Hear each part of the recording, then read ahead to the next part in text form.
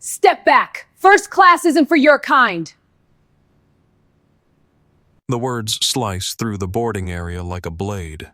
Cristina Rodriguez doesn't lower her voice. She wants everyone to hear. Her uniform is crisp, her posture commanding, her smile sharp enough to cut glass.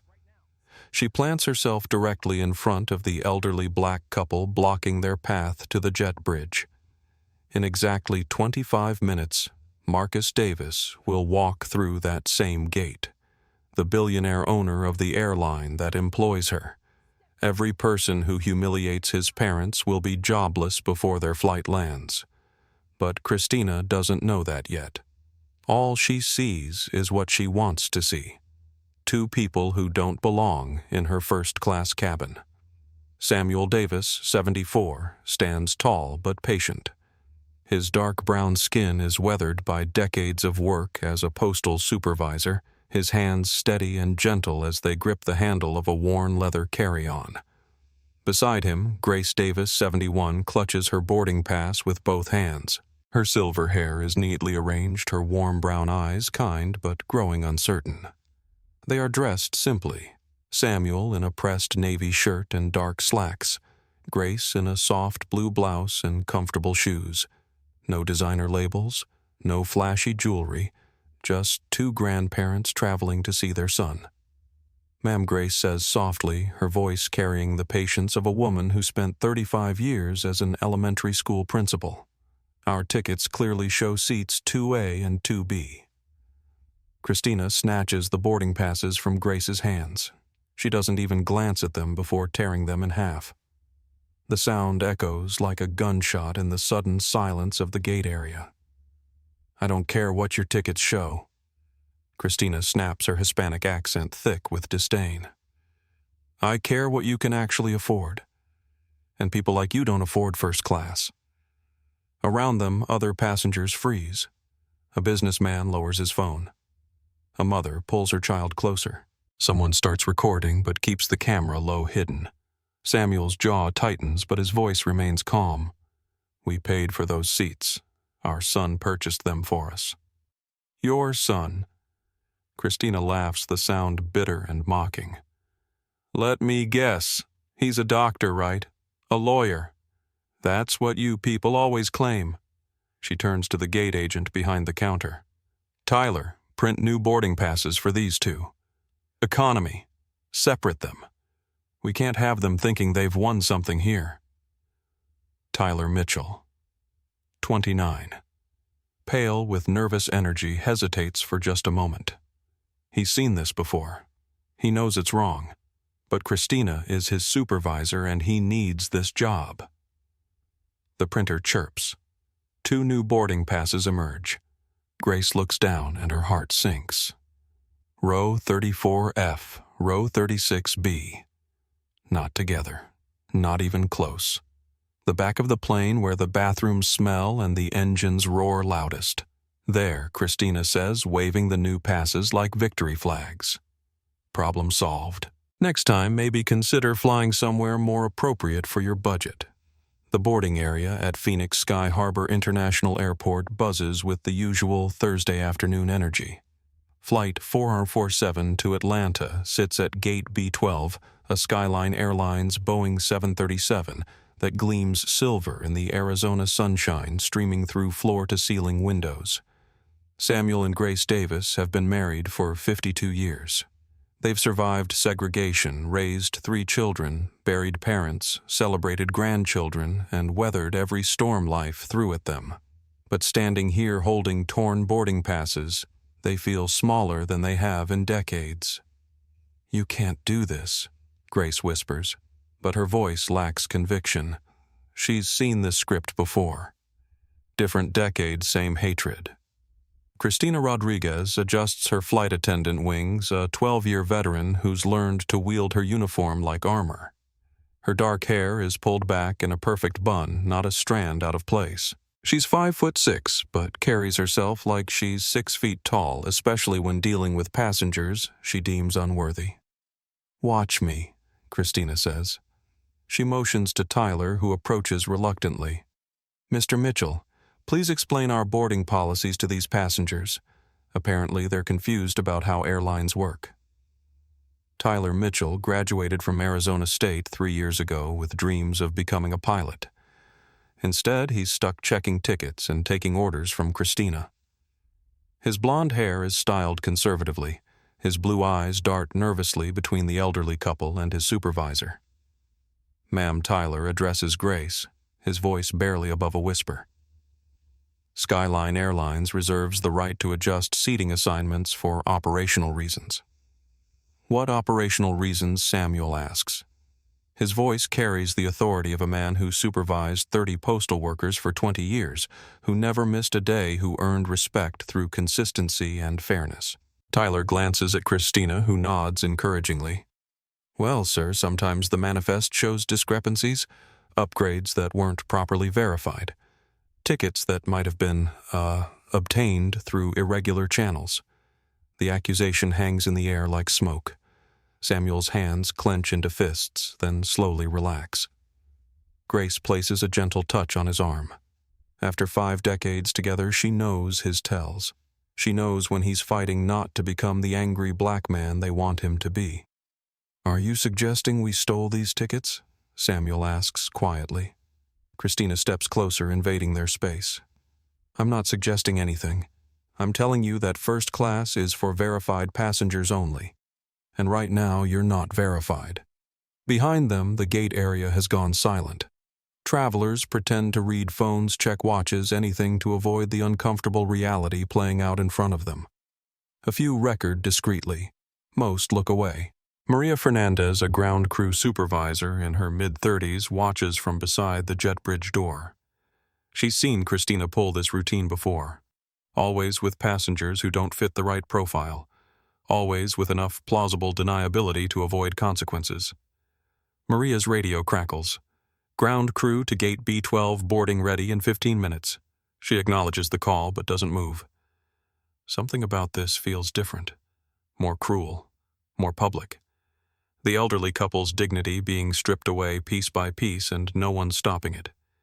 Grace looks at the new boarding passes again. 34F and 36B. She calculates quickly, as teachers do. 28 rows apart.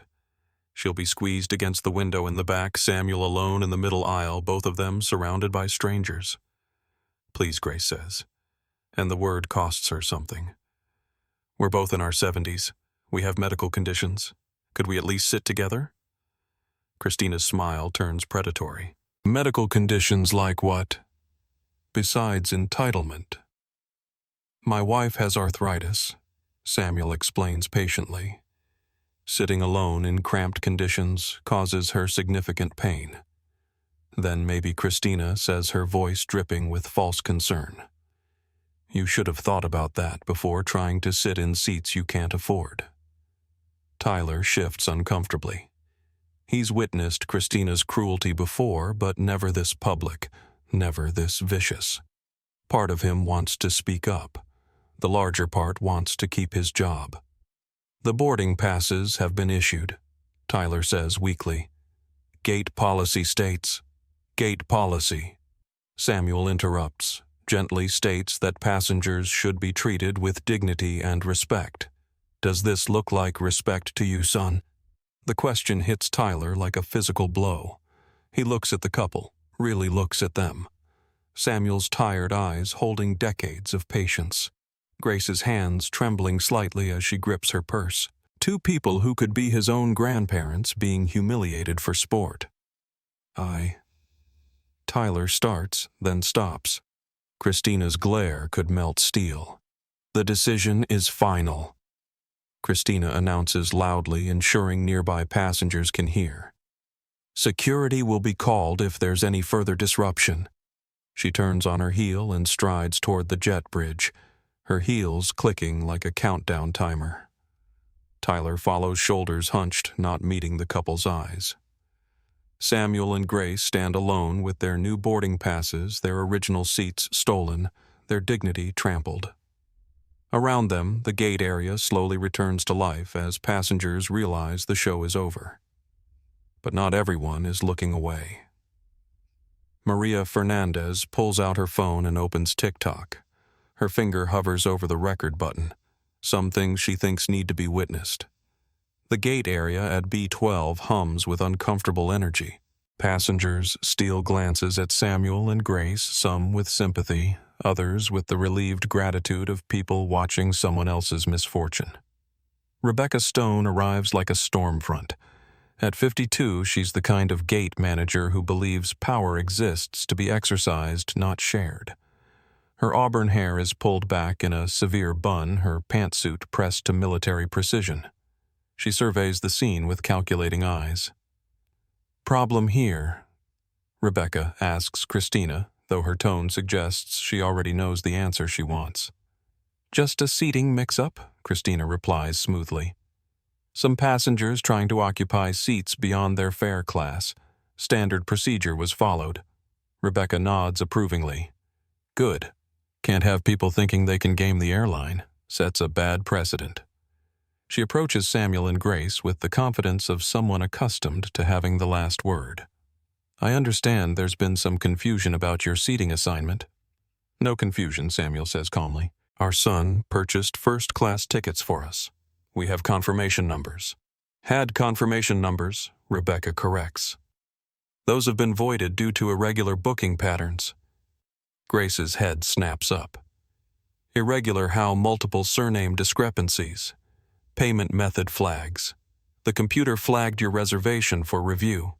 It's a lie and Rebecca knows it. But it sounds official enough, technical enough to provide cover for what everyone in the gate area understands is happening." Maria Fernandez cannot stay quiet any longer. She steps forward, her skyline uniform giving her just enough authority to be heard. "Ma'am," Maria addresses Rebecca directly. "I ran the manifest check an hour ago. Those seats showed confirmed and paid. No flags in the server." Rebecca's eyes flash with annoyance. "And you are Maria Fernandez, Ground Operations Supervisor, badge number 4471. "Well, Supervisor Fernandez." Rebecca's voice drips with condescension. "Perhaps you should focus on ground operations and leave passenger services to the professionals." But Maria's intervention has an effect. Other passengers lean in, sensing the lie. Phones begin appearing not so discreetly now. The power dynamic is shifting, even if slightly. Dr. Elena Vasquez, a 45-year-old emergency room physician traveling to a medical conference, watches from seat 1C. She's seen enough institutional prejudice to recognize the pattern. The official-sounding justifications, the bureaucratic doublespeak, the casual cruelty dressed up as policy. She stands and approaches the desk. "Excuse me. I couldn't help but notice this couple seems to be experiencing some medical distress." Rebecca turns irritated by another interruption. "Are you their doctor?" "I'm a doctor. And that woman is showing signs of elevated blood pressure and stress-induced tremors. If you're going to continue this discussion, I'd like to monitor her vital signs." Grace looks up gratefully. A stranger showing kindness when officials show only contempt. It's a gift she didn't expect. "That won't be necessary," Rebecca snaps. "The issue is resolved. They have appropriate seating. Separated seating for an elderly couple with medical conditions hardly seems appropriate." Dr. Vasquez responds evenly. The crowd is growing. Boarding should have started 5 minutes ago, but everyone is frozen watching this drama unfold. Some record openly now.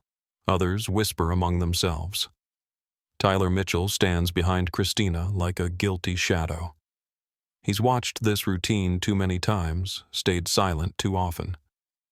But today feels different. Maybe it's the couple's dignity in the face of humiliation. Maybe it's the way other passengers are finally paying attention. "The boarding passes have been reissued," Tyler says suddenly. All eyes turn to him. But maybe we could find adjacent economy seats. "For medical reasons." Christina whirls on him. "Mr. Mitchell, the seats are assigned. Period. I was just thinking." "Don't think. Follow procedure." The rebuke is sharp enough to draw blood. Tyler shrinks back, but something in his eyes has changed. A line has been crossed. Maria Fernandez makes a decision that will change her life. She opens TikTok, points her camera, and hits record. "This is what discrimination looks like in 2024, she says quietly into her phone. An elderly African-American couple with valid first-class tickets being forced into economy and separated because they don't look like they belong. Turn that off, Rebecca snaps. It's a public space. Maria replies, still filming. And this is a public service announcement. The words carry across the gate area. Other passengers begin recording too. The age of viral accountability has arrived at gate B12. Samuel watches it all with the patience of a man who's seen this movie before. He knows how it ends. The question is whether anything will be different this time. Grace whispers under her breath, words only Samuel can hear. The Lord is my shepherd. I shall not want. 35,000 feet above them, a private jet begins its descent into Phoenix. The passenger in seat 1A checks his phone and sees missed calls from his parents. He's running late for their pickup, but the flight delays are beyond his control. Marcus Davis has no idea his parents' world is being shattered, one dignity at a time. The boarding announcement crackles over the intercom with artificial cheer. Skyline Flight 447 to Atlanta is now boarding all passengers. Samuel and Grace Davis walk the walk of the condemned. Every step down the jet bridge feels like a judgment rendered a sentence served. Other passengers part before them like they're contagious, their shame so thick it's almost visible. The first-class cabin gleams with leather seats and polished surfaces. Samuel catches a glimpse of 2A and 2B, their seats now occupied by a businessman reading the Wall Street Journal and a woman sipping champagne. Neither looks up as the elderly couple passes. "Keep walking," Christina commands from behind them. Her voice carries the satisfaction of someone who's won a game only she was playing. The fabric barrier between first class and economy might as well be a prison door. The seats immediately shrink. The ceiling drops, the air thickens. Grace stumbles slightly, her arthritis flaring from stress in the narrow aisle. Steady baby Samuel whispers, his hand gentle on her back. Row 34F sits against the window in the very back of the plane. Grace looks at her assigned seat middle position between a large man who's already claiming both armrests and a teenager with headphones blasting music loud enough to rattle the tray table. 2 rows away, 36B awaits Samuel. Middle seat, between a woman clutching a crying infant and a man whose cologne is strong enough to strip paint. "This is wrong," Grace says quietly, but her words carry in the cramped space. Ma'am Tyler Mitchell appears beside them, his face flushed with guilt and authority in equal measure. "I need you to take your assigned seats so we can complete boarding." "We're 70-plus years old," Samuel explains patiently.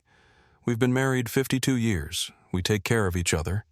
Separation is not just uncomfortable, it's potentially dangerous." Tyler's resolve wavers. He's seen his own grandparents struggle with travel, watched them support each other through every challenge. The parallel is impossible to ignore. "I understand, sir, but the assignments are final. If you'd like to file a complaint with who Grace asks. Your supervisor just told us we're lucky to be on the plane at all." Behind them, the boarding line has slowed to a crawl.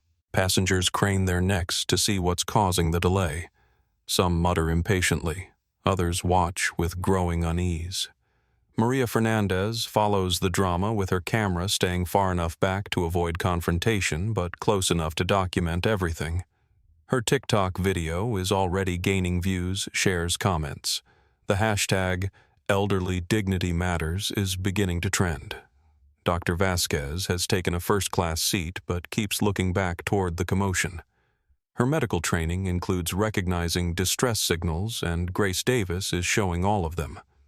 Elevated breathing, trembling hands, the glazed look of someone in shock. "Flight attendant," Dr. Vasquez calls to Christina. I'm concerned about that passenger's medical condition. Christina barely glances back. She's fine. People exaggerate medical conditions to get special treatment all the time. I'm a licensed physician. I'm telling you she's showing signs of a hypertensive episode. And I'm a trained flight attendant with 12 years' experience. I know the difference between medical emergency and manipulation. The exchange carries through the cabin. Other passengers listen with growing discomfort. This has gone beyond seating arrangements into something darker, more personal. Samuel helps Grace into her middle seat. The large man beside her doesn't move his elbows. The teenager turns up his music. Grace closes her eyes and grips the armrests, her knuckles white against brown skin. "I'll be right there if you need me," Samuel says, though right there is 27 feet away through a maze of seats and hostile strangers. He makes his way to 36B, squeezing past passengers who look through him like he's invisible. The crying baby hits a particularly piercing note just as he sits down. The cologne-wearing man makes a show of moving his belongings away from Samuel's space. Christina stands in the front of economy, surveying her handiwork with evident satisfaction. Two elderly people separated, humiliated, stuffed into the worst seats on the plane. Justice in her mind has been served.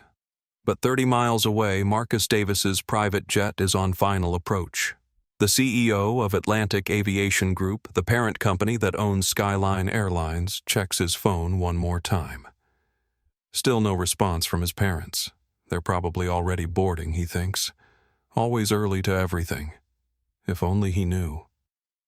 Tyler Mitchell makes one last attempt at redemption. He approaches Grace's seat with a cup of water. "Ma'am, would you like some water? For your blood pressure?" Grace looks up at him with eyes that have seen too much cruelty and too little kindness. "That's very thoughtful, son. But water won't fix what's broken here." The words hit Tyler like a physical blow. Around him, passengers pretend not to hear, but every syllable lands with precision. What's broken here isn't just a seating arrangement. It's the casual certainty that some people matter less than others. 52 years ago, Samuel Davis stood outside Grace Johnson's parents' house in Birmingham, Alabama, holding flowers he'd picked from his mother's garden and wearing his only good suit. The air was thick with summer heat and possibility, the future stretching ahead like an open road. He was 22, she was 19. He worked at the post office sorting mail in the segregated facility downtown.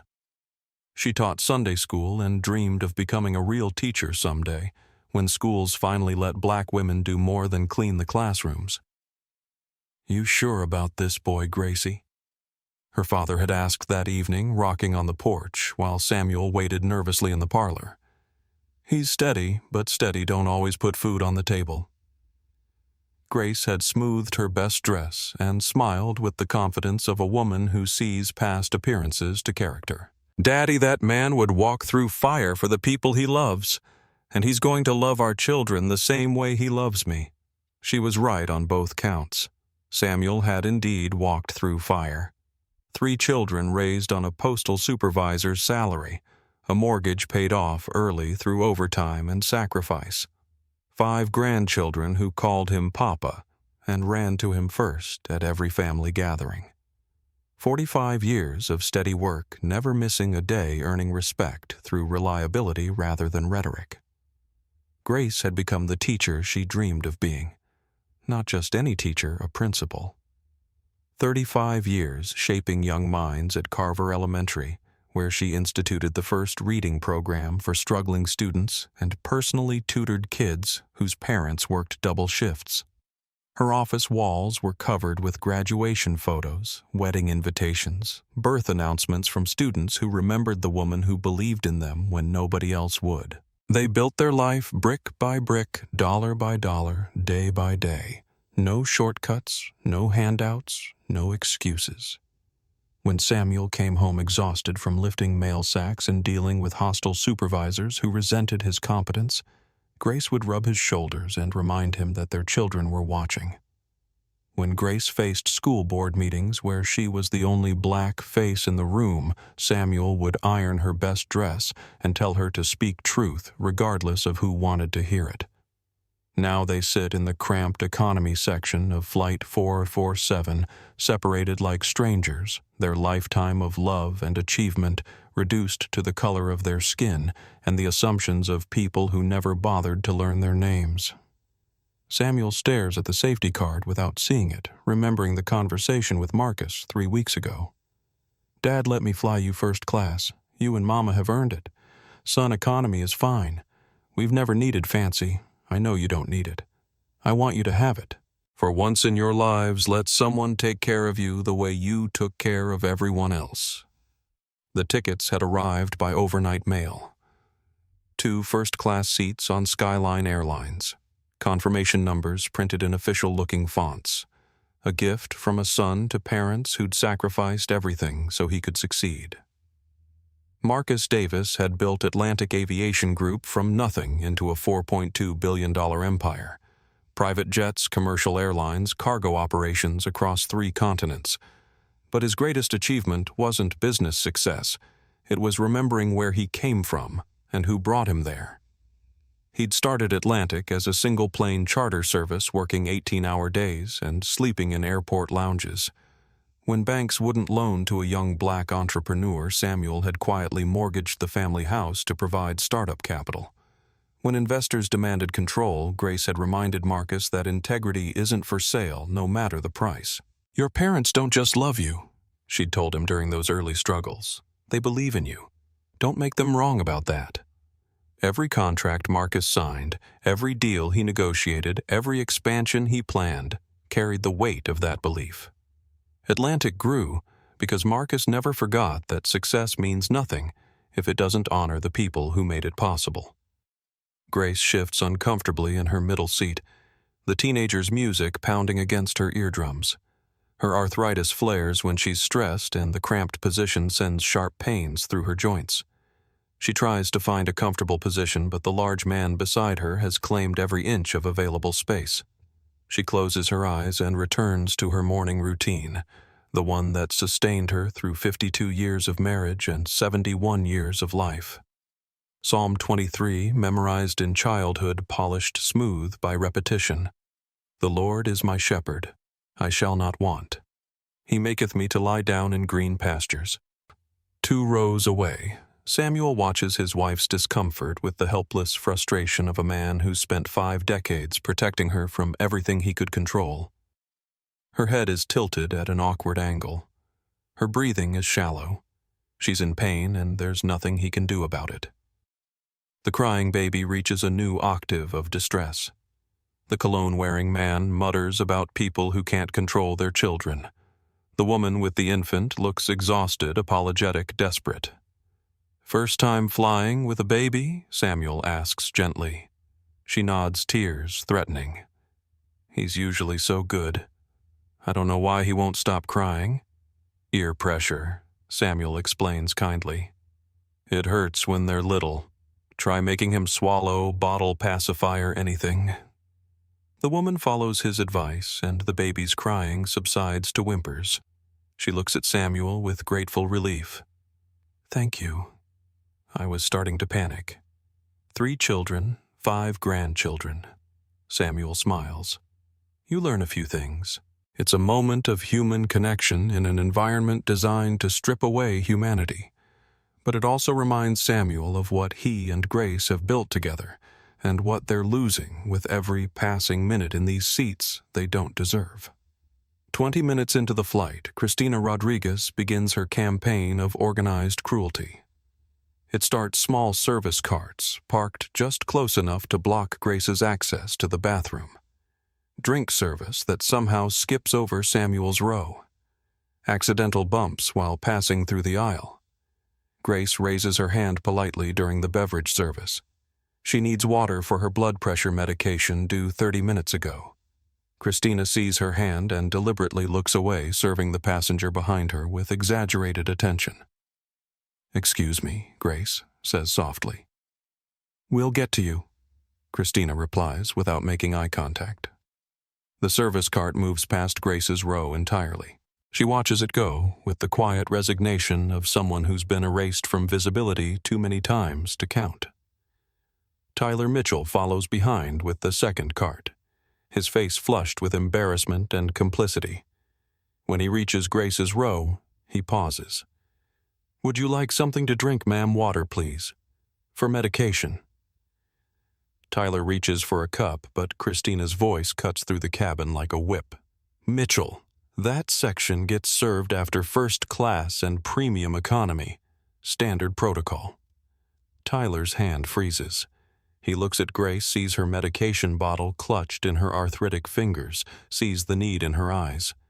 He looks back at Christina, sees authority and threats in equal measure. But she said it was for medication. Standard. Protocol. Tyler moves on, leaving Grace without water. Around them, other passengers pretend not to notice, but the silence is thick with complicity and shame. Samuel watches from 2 rows back, his jaw tight with controlled fury. He signals to a flight attendant, not Christina, not Tyler, but a younger woman who looks uncomfortable with what she's witnessing. "Excuse me, miss. My wife needs water for her medication. She's in 34F. The attendant, Jessica Morales, glances nervously toward Christina. I'll check on that." She approaches Christina at the galley. Samuel can't hear their conversation, but he can read body language. Jessica pointing toward Grace. Christina shaking her head firmly. Jessica's shoulders sagging in defeat. No water comes. Grace closes her eyes and swallows her medication dry, the pills scraping down her throat like broken glass. The large man beside her watches with obvious disdain. Some people, he mutters loud enough to be heard, don't know how to travel properly. Grace doesn't respond. She's learned that engaging with cruelty often amplifies it. Instead, she folds her hands and returns to her prayers, finding strength in words that have sustained her through darker times than this. But the harassment is just beginning. 30 minutes later, Grace needs to use the bathroom. Her arthritis makes it difficult to hold her bladder for extended periods, especially under stress. She stands carefully, her joints protesting after sitting cramped for so long. The aisle is blocked by a service cart. Christina stands beside it, restocking napkins with unnecessary thoroughness. "Excuse me," Grace says politely. "Could I get by?" Christina looks up with false surprise. "Oh, bathroom break already. We just started service. I have a medical condition." "Everyone has a medical condition at altitude," Christina interrupts. "Air pressure affects everyone." She makes no move to clear the aisle.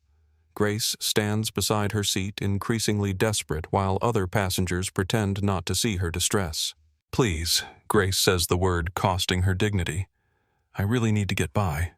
Christina sighs theatrically. "I suppose we can make an exception, but the cart will need to be moved back into position afterward. It's going to delay service for the entire cabin." She announces this loudly enough for nearby passengers to hear. The implication is clear. This old woman's needs are disrupting everyone else's comfort. Grace makes her way to the bathroom with burning cheeks and trembling hands. Behind her, she hears muttered complaints about difficult passengers and people who don't understand airline procedures. When she returns, the service cart is positioned exactly where it was before blocking her access to her seat. "Excuse me," she says again. Christina doesn't look up from her clipboard. "Service is in progress. You'll need to wait." Grace stands in the narrow aisle for 10 minutes while Christina completes tasks that could have been finished in 2. Other passengers squeeze past her, some apologetic, others annoyed. She's a human obstacle, a source of inconvenience, a problem to be managed rather than a person to be served. Samuel watches every moment of his wife's humiliation with the helpless rage of a man who's spent 74 years learning to control his anger. His hands clench and unclench. His breathing deepens. Every instinct screams at him to intervene, to protect her, to demand the basic respect she deserves. But he knows that script too. The angry black man, the threatening presence, the justification for escalation that will only make things worse. So he sits and watches his wife's dignity being stripped away piece by piece, knowing that his intervention will be used as evidence of everything they already believe about people who look like him. The baby in his row starts crying again. The mother looks at him apologetically. "It's okay," Samuel says gently. "Babies cry. It's what they do." But inside he understands exactly how that baby feels. Maria Fernandez cannot stay silent anymore. From her position near the galley, she's watched Christina's performance with growing disgust. The deliberate cruelty, the manufactured delays, the casual dehumanization of two elderly passengers whose only crime was trusting in basic decency. She pulls out her phone and opens TikTok. Her followers know her as a cheerful ground crew supervisor who posts funny airline behind-the-scenes content. Today's video will be different. Day 847 working for Skyline Airlines, she says into her camera, keeping her voice low. And today, I'm witnessing something that needs to be documented. An elderly African-American couple with valid first-class tickets being harassed by crew members who decided they don't belong. She pans the camera carefully, capturing Grace standing in the aisle, while Christina deliberately delays clearing her path. The audio picks up Christina's loud sighing, her exaggerated movements, her pointed comments about difficult passengers. This is what institutional prejudice looks like in real time, Maria continues. Not cross-burnings or obvious slurs. Just ordinary people using their tiny bit of power to make other people's lives miserable. She posts the video with hashtags Elderly Dignity Matters, Airline Discrimination, Skyline Shame, Treat Everyone Human. Within minutes, the video starts gaining traction. Comments pour in. "This is heartbreaking. Where are the other passengers? I can't believe this is happening in 2024. Name and shame. This crew should be fired. Those could be anyone's grandparents." Dr. Elena Vasquez has been monitoring Grace's condition from her first-class seat. As an emergency room physician, she recognizes stress-induced medical episodes. Grace is showing multiple warning signs: shallow breathing, trembling hands, glazed expression, difficulty focusing. She unbuckles her seatbelt and moves toward the back of the plane, ignoring the meal service preparations. "Ma'am," she addresses Grace directly. "I'm Dr. Vasquez. Are you feeling all right?" Grace looks up with surprise and gratitude. A stranger showing concern when officials show only contempt. I'm having some difficulty with my blood pressure. I need to take my medication, but I wasn't able to get water." Dr. Vasquez's expression hardens. "You were denied water for medication. They said it wasn't time for service yet." Christina appears beside them, her authority threatened by outside intervention. "Excuse me, ma'am, but you need to return to your seat. We're preparing for meal service." "I'm a physician," Dr. Vasquez replies evenly. "This passenger is showing signs of medical distress. She's fine. People exaggerate medical conditions to get special treatment all the time. Are you medically qualified to make that assessment?" The question hangs in the air like a challenge. Around them, other passengers lean in, sensing confrontation. Several have their phones out now, recording openly. Christina's face flushes red. "I'm a trained professional with 12 years of experience in medical diagnosis in passenger services." Dr. Vasquez turns back to Grace. "What medications are you taking? Lisinopril for blood pressure, metformin for diabetes. Both were supposed to be taken an hour ago."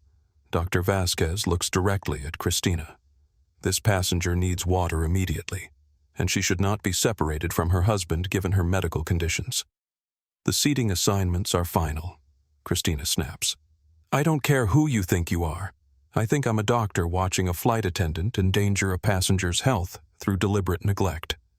The words carry through the cabin with surgical precision. Other passengers murmur among themselves. The dynamics are shifting slowly but perceptibly. Jessica Morales approaches with a cup of water, her face flushed with shame and determination. "Here you go, ma'am, for your medication." Christina whirls on her. "I didn't authorize that." "She's a diabetic with blood pressure issues," Jessica responds quietly. Authorization shouldn't be necessary.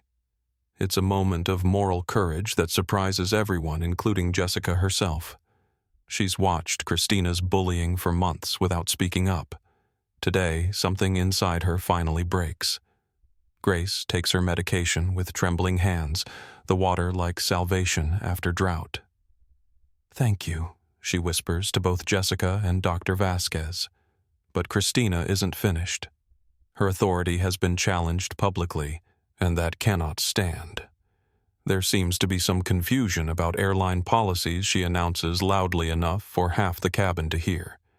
Some passengers think medical conditions entitle them to special treatment beyond what they've paid for. The implication is clear and ugly. Grace closes her eyes, weathering another wave of humiliation. Samuel has heard enough. He unbuckles his seatbelt and stands his 6-foot frame, commanding attention despite his age.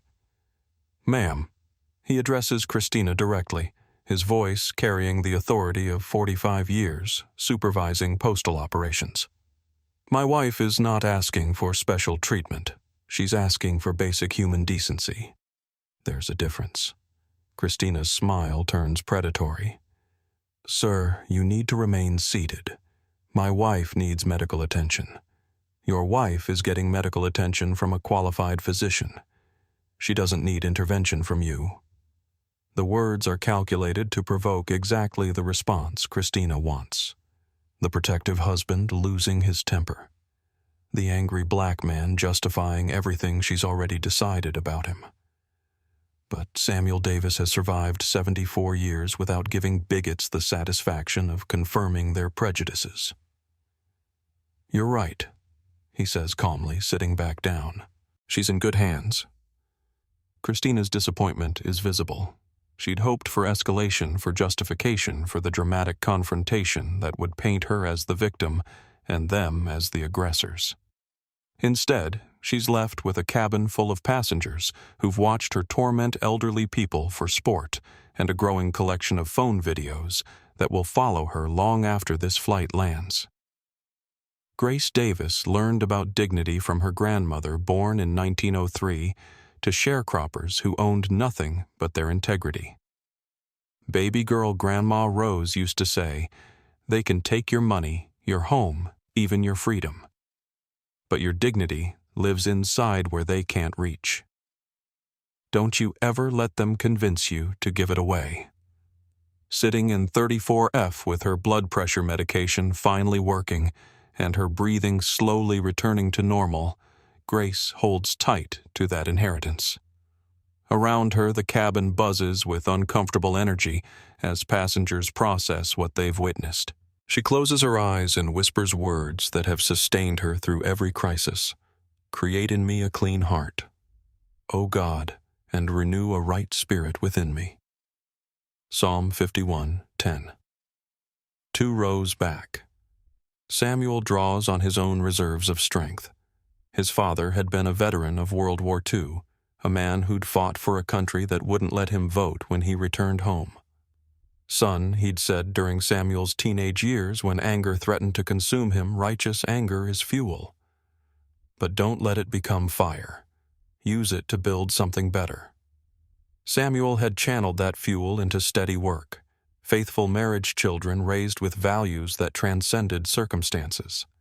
He'd supervised postal workers of every race and background, earning respect through consistency rather than confrontation.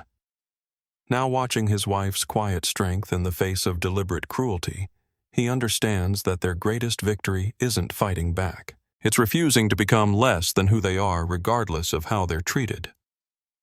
The teenager beside Grace removes his headphones and offers her a pack of crackers from his carry-on bag. "My grandma always said crackers help when you're not feeling good." Grace smiles with genuine warmth. "That's very kind of you, honey. Your grandma raised you right?" It's a moment of human connection that transcends the ugliness around them. Kindness offered freely without agenda or expectation. The way the world is supposed to work. In first class, Dr. Vasquez returns to her seat, but keeps glancing back toward Grace. Her medical training compels her to monitor patients in distress. but her human conscience compels her to witness injustice being served with peanuts and false smiles. She pulls out her phone and begins typing, currently on Skyline Flight 447, watching harassment of elderly passengers by crew. As a physician, I'm documenting medical neglect and institutional prejudice. This should not happen to anyone's grandparents. She posts to Twitter with her verification as an emergency room doctor, lending credibility to her account. The post begins gathering retweets immediately. Meanwhile, 30,000 feet below them, Marcus Davis's private jet has landed at Phoenix Sky Harbor. He checks his phone as the aircraft taxis to the Atlantic Aviation private terminal. Still no response from his parents. They must be in the air by now, he thinks, looking at his watch. Flight 447 departed on time according to the Skyline app. He has no idea that his parents are currently living through the worst travel experience of their lives, or that their treatment is being documented by strangers who understand that some injustices are too important to ignore. In the main cabin of Flight 447, the meal service begins with the artificial cheerfulness that masks authentic contempt. Christina serves first class with exaggerated attention, making sure economy passengers can see the difference in treatment. When the service reaches Grace's row, Christina bypasses her entirely, serving the passengers on either side with theatrical politeness. "Excuse me," Grace says softly. "Could I have a meal, please?" Christina turns with manufactured surprise. "Oh, I'm sorry, did you pay for the meal service?" It's another lie. Meals are included in all fares on cross-country flights, but Christina delivers it with such authority that other passengers believe it might be true. I thought meals were included," Grace responds uncertainly. "Premium meals are included. Basic economy meals are available for purchase." Grace opens her purse with shaking hands, looking for her credit card. The humiliation of paying for something that should be free pales beside the hunger and the public spectacle of her confusion. Jessica Morales appears beside Christina with a meal tray. "All meals are complimentary on flights over 3 hours," she says firmly. "Company policy." She serves Grace with the same attention she'd given first-class passengers, ignoring Christina's furious glare. It's another act of quiet rebellion, another crack in the foundation of institutional cruelty, and another moment being captured by passengers who understand they're witnessing something that needs to be remembered. 2 hours into Flight 447, Christina Rodriguez makes the decision that will end her career.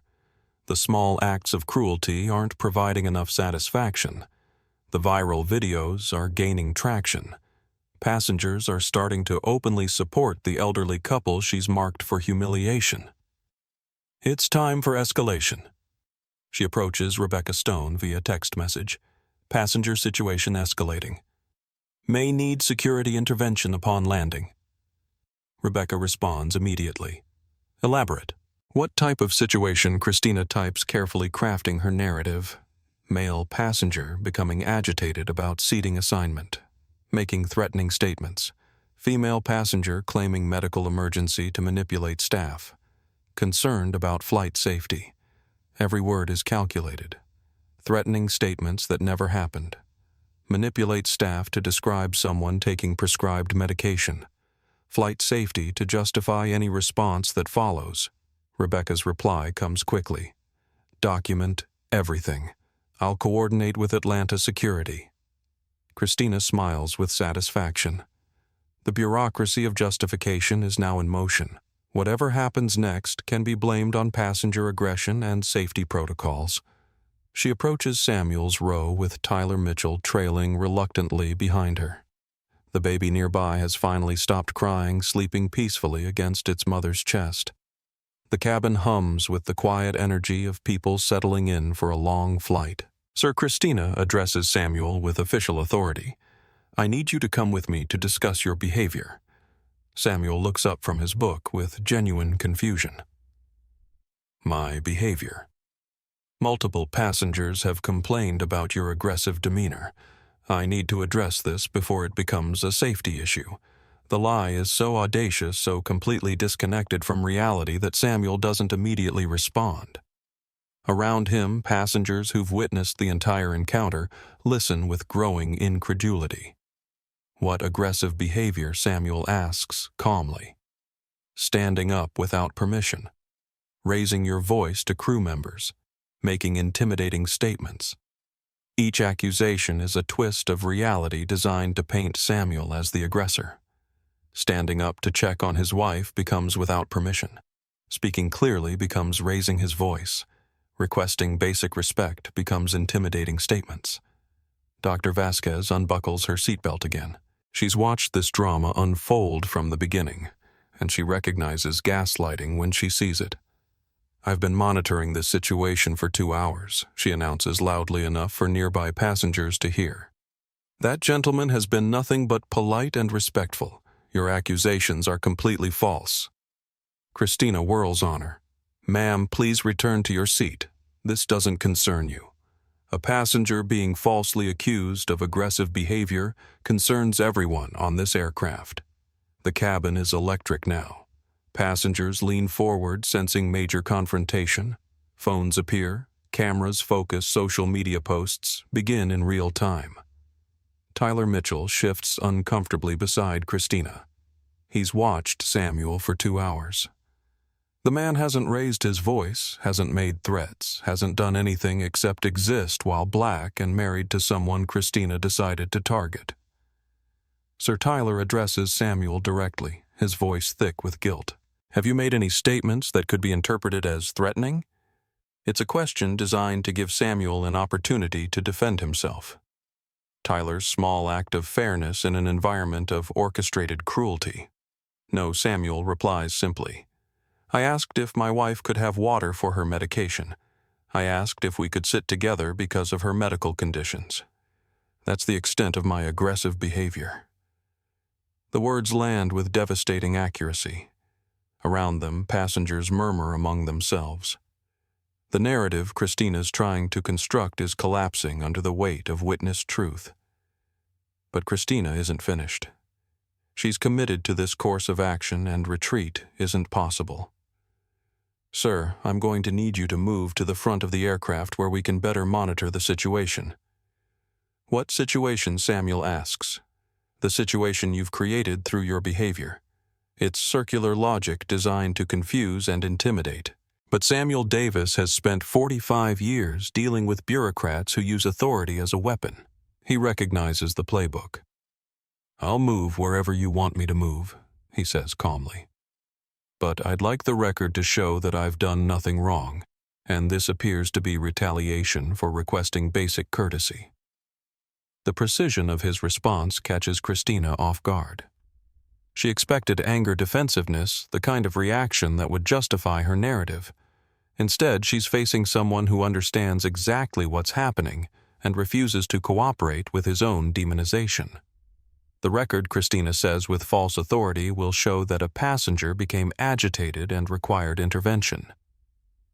The record, Dr. Vasquez interjects, will show that a crew member harassed elderly passengers and then fabricated safety concerns when witnesses started documenting her behavior.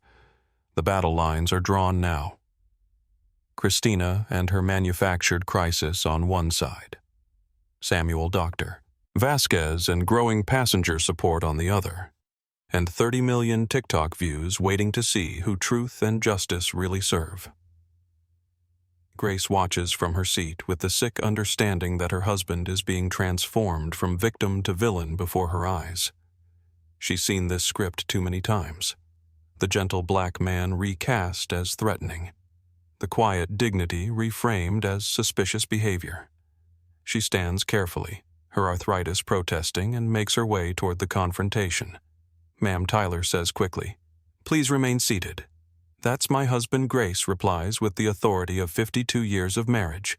"If he's supposedly threatening, then I should be afraid of him, shouldn't I?" "Do I look afraid to you?" The question is devastatingly effective.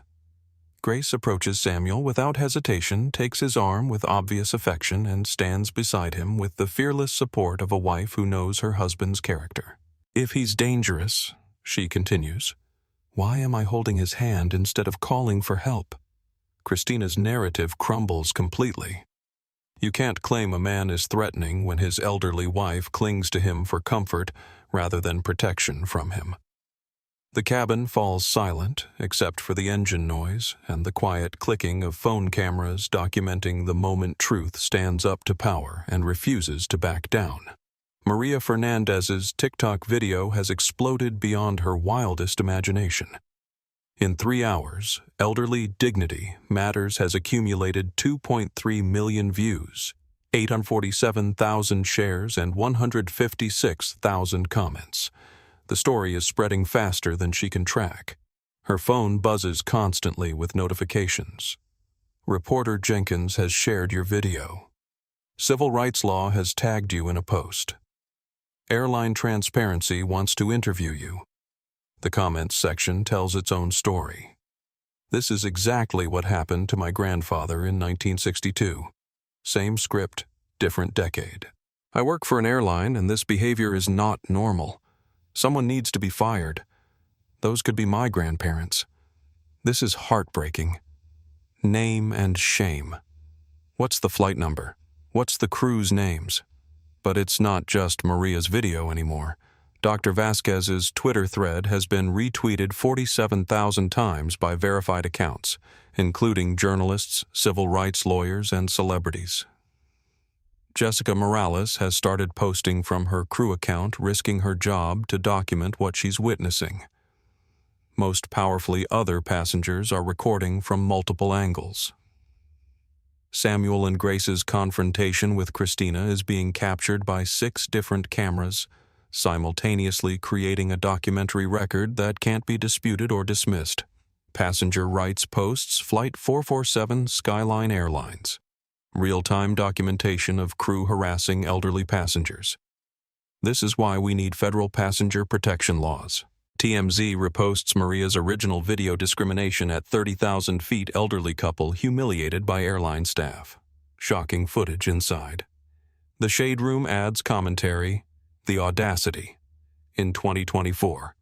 Watch how this crew treats these grandparents and tell me we don't still have work to do. In Seat 12C, passenger Jonathan Weber, a documentary filmmaker traveling to Atlanta for a film festival, has been recording everything with professional equipment. His camera captured Christina's false accusations, Samuel's dignified responses, Grace's medical distress, and the growing passenger revolt. He uploads a carefully edited 2-minute sequence to YouTube with the title, Airline Crew Targets Elderly Black Couple. Full documentation. Within an hour, it has 890,000 views and climbing. The comments are brutal. Fire every single crew member involved. This is why people don't trust airlines anymore. Lawsuit incoming. As it should be. Those crew members just ended their own careers. Back in Phoenix, Marcus Davis's assistant, Amanda Rodriguez, calls him urgently. Marcus, you need to see this. There's a viral video about an elderly couple being mistreated on a Skyline flight. The passengers look like your parents. Marcus pulls up the video on his phone and his blood runs cold. There's his father standing with quiet dignity while a flight attendant accuses him of threatening behavior. There's his mother clutching her medication bottle with shaking hands. His parents, on his airline, being humiliated by his employees. What flight, he asks, his voice deadly calm. Flight 447 Phoenix to Atlanta. Departed 2 hours ago. Marcus checks the manifest on his phone. Samuel and Grace Davis, seats 2A and 2B, first-class tickets he personally arranged through his corporate account. They're listed in first class, he says, confused. Sir, the video shows them in economy. Separated, being denied basic service. Marcus stares at his phone screen, watching his father accused of being threatening and his mother denied water for her medication.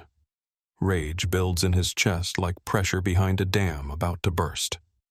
Get me the pilot of Flight 447 immediately, he orders. And prepare the corporate jet. I'm flying to Atlanta right now. Sir, should I contact Skyline Management number? I am Skyline Management. And someone is about to discover exactly what that means. Meanwhile, on Flight 447, the viral momentum is reaching critical mass. Passengers are discovering that their fellow travelers are documenting airline abuse in real time, and the energy is shifting from uncomfortable observation to active solidarity. A passenger in seat 23A, retired teacher Margaret Phillips, stands up and addresses the cabin directly. "I've been teaching for 35 years, she announces. "I know what bullying looks like. And I know that silence makes us all accomplices. What's happening to this couple is wrong, and we all see it." Her words trigger something powerful. Other passengers begin standing, showing support through visible solidarity. An elderly white man in 14B makes his way to Samuel and Grace. "Son," he addresses Samuel. "I'm a Korean War veteran. I've seen good men face down bigger enemies than this. You've got support here." A Hispanic woman in 28C approaches Grace. "Mama, I'm a nurse. Are you feeling okay? Do you need medical attention?" The cabin transforms from uncomfortable silent observation to active community support. Christina watches her authority dissolve as passengers reject the narrative she's tried to construct. Tyler Mitchell realizes his career is ending one way or another. He can go down with Christina's sinking ship, or he can salvage some dignity by choosing truth over complicity. He pulls out his own phone and starts recording. This is Tyler Mitchell, Skyline Airlines flight attendant. What you've seen in other videos is accurate. These passengers have been mistreated, and I was complicit through my silence. They deserve better. Everyone deserves better. It's the moment the dam finally breaks. When even crew members start documenting the abuse, the institutional protection disappears entirely. Christina Rodriguez stands alone in the aisle, surrounded by cameras, witnesses, and the viral evidence of her own cruelty. Her 12-year career is ending in real time, broadcast to millions of people who now know exactly who she is and what she's done. But she doesn't know yet that the son of the couple she's been tormenting owns the airline that employs her, and he's currently 39,000 feet above the Atlantic Ocean, flying to Atlanta to personally deliver the consequences of her choices. The cabin of Flight 447 has become a powder keg of moral tension. 23 different phone cameras are now recording. Dr. Vasquez has moved to sit beside Grace, monitoring her blood pressure with a portable cuff from her medical bag. Tyler Mitchell has joined the passenger revolt, documenting his own crew's misconduct. And Christina Rodriguez has decided that if her career is ending anyway, she's going to go down fighting. "This has gone far enough," she announces to the cabin, her voice shaking with desperate authority. "I'm declaring this a security situation. Federal regulations give me the authority to restrain disruptive passengers." Samuel looks at her with the patient sadness of a man who's seen this movie too many times. "Ma'am," he says quietly, "I'm 74 years old. I'm holding my wife's hand. The most disruptive thing I've done today is exist in a space where you decided I don't belong." The words land with surgical precision. Around them, passengers murmur agreement. The narrative Christina's trying to construct is so obviously false that it insults everyone's intelligence. But desperation makes people dangerous. "Sir, I'm ordering you to move to the front of the aircraft where you can be properly monitored. And if I refuse, then you'll be arrested upon landing for interfering with a flight crew. It's the nuclear option, the threat that's supposed to end all resistance. But Samuel Davis has lived through worse threats than unemployment and arrest." "Then I guess I'll be arrested," he says calmly, "because I'm not going anywhere without my wife." Grace squeezes his hand, her voice thick with emotion. 52 years, she whispers. "We've been together 52 years. We've never been separated by choice, and we're not starting now." The words hit the cabin like an emotional bomb. Passengers who've watched this elderly couple's dignity being destroyed for 3 hours finally understand the full scope of the cruelty they're witnessing. Margaret Phillips. The retired teacher stands up again. "I've had enough," she announces. "This woman," she points at Christina, "has spent 3 hours torturing 2 people whose only crime was buying airplane tickets while black. and now she's threatening them with arrest for the crime of loving each other. Her words trigger something primal. Other passengers begin standing, not just documenting now, but actively intervening. "This is wrong," calls out the Korean War veteran. "They haven't done anything," adds the Hispanic nurse. "We're all witnesses," declares Jonathan Weber, the filmmaker. Everything is documented. Christina realizes she's losing control entirely.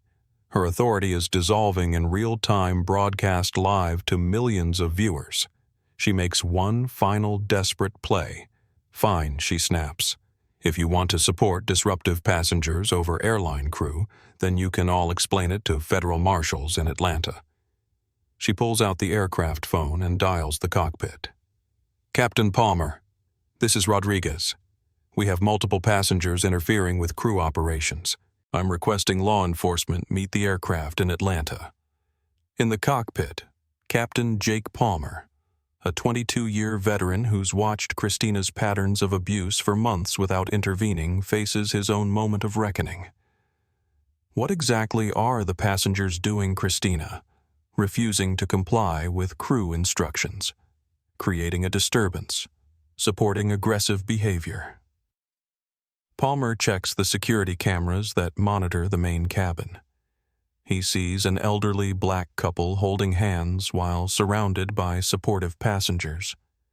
He sees Tyler Mitchell recording his own crew's misconduct. He sees no aggression, no threats, no disturbance beyond people refusing to accept cruelty as normal. Christina Palmer says carefully, "What I see on the security monitor doesn't match your description." "Captain, I'm telling you we have a security situation. What I have."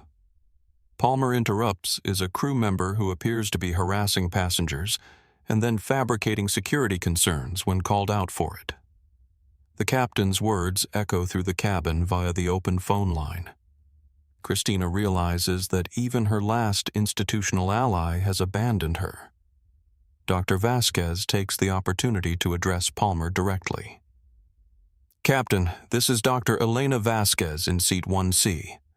I'm an emergency room physician, and I've been documenting medical neglect and harassment of elderly passengers by your crew. What's happening here isn't a security issue, it's a humanitarian crisis." Palmer's voice comes back grim and decisive. "Dr. Vasquez, thank you for the clarification. Christina, return to your station. Service the passengers professionally. We'll discuss this situation on the ground. It's over. Christina's authority is gone. Her narrative is exposed. Her career is finished."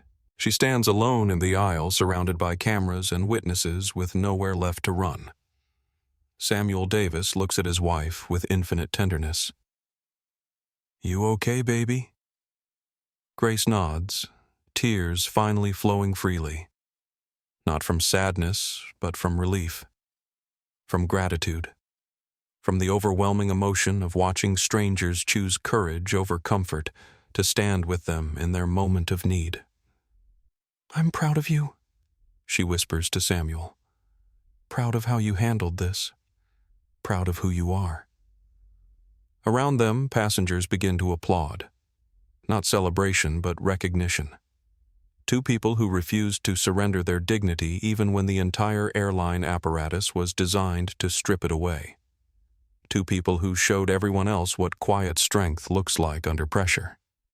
But the story isn't over yet. 39,000 feet above the Missouri River, Marcus Davis's private jet races toward Atlanta at maximum speed. The billionaire CEO of Atlantic Aviation Group has spent the last hour watching viral videos of his parents being humiliated by his own employees. His phone shows 847 missed calls from Skyline management, desperate to explain and apologize before their boss arrives in Atlanta with the fury of a son whose family has been attacked.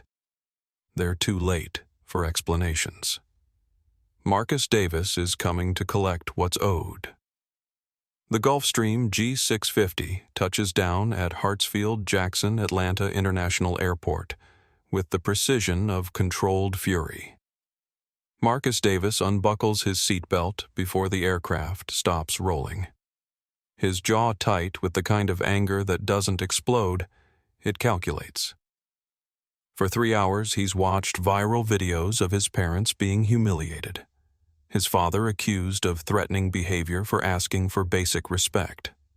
His mother denied water for her medication.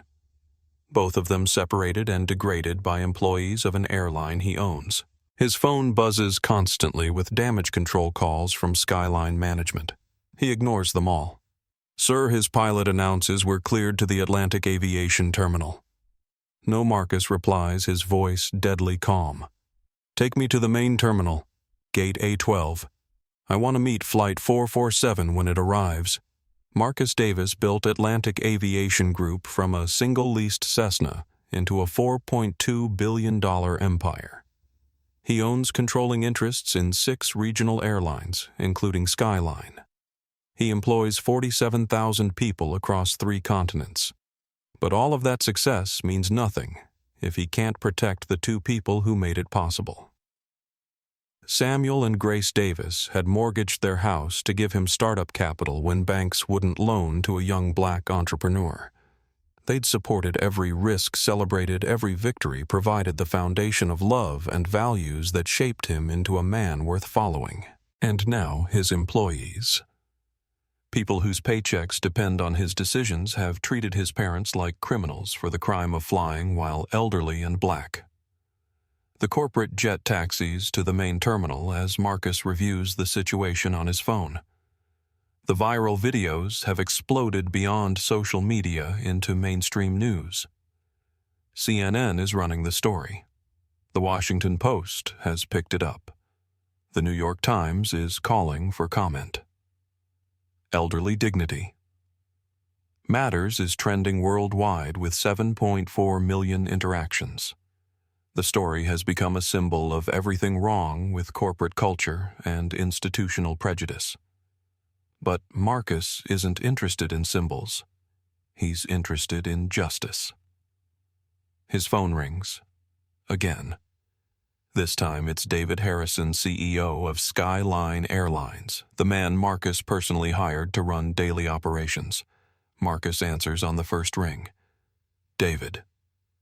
"Marcus, thank God. I've been trying to reach you for hours. We have a situation." "We have a situation." Marcus interrupts, his voice like ice. "Where your employees humiliated my parents for 3 hours while I was in the air watching it happen in real time." Silence on the other end. Harrison is calculating, trying to find words that might salvage his career. "Marcus, I want you to know that this doesn't represent our values. It represents exactly your values, your crew, your training, your culture, your responsibility. We're conducting a full investigation. The investigation is over. I watched it happen. The world watched it happen. The only question now is consequences." Marcus ends the call and strides through the terminal with the focused intensity of a man who's moved beyond anger into action. He's dressed casually, jeans, polo shirt, leather jacket, looking like any other passenger meeting a flight. But appearances can be deceiving.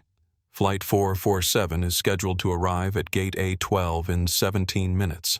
Marcus positions himself where he can see passengers exit, waiting for the moment when his parents emerge from what should have been a routine flight but became a 3-hour torture session. His phone buzzes with a text from his assistant. Media is gathering outside Atlantic Aviation headquarters. "How should I respond?" Marcus types back. "No comment until after I speak with my parents. Because this isn't about corporate crisis management or public relations strategy. It's about 2 70-something grandparents who trusted their son's airline to treat them with basic human dignity and got cruelty instead." The gate agent at A12 recognizes Marcus as he approaches. Sandra Kim has worked Skyline gates for 8 years and knows the Atlantic Aviation executive hierarchy by sight. "Mr. Davis," she says, nervously. "I wasn't expecting Flight 447. Marcus says simply, "My parents are on that flight. I understand there were some issues during the journey." Sandra's face goes pale. She's seen the viral videos.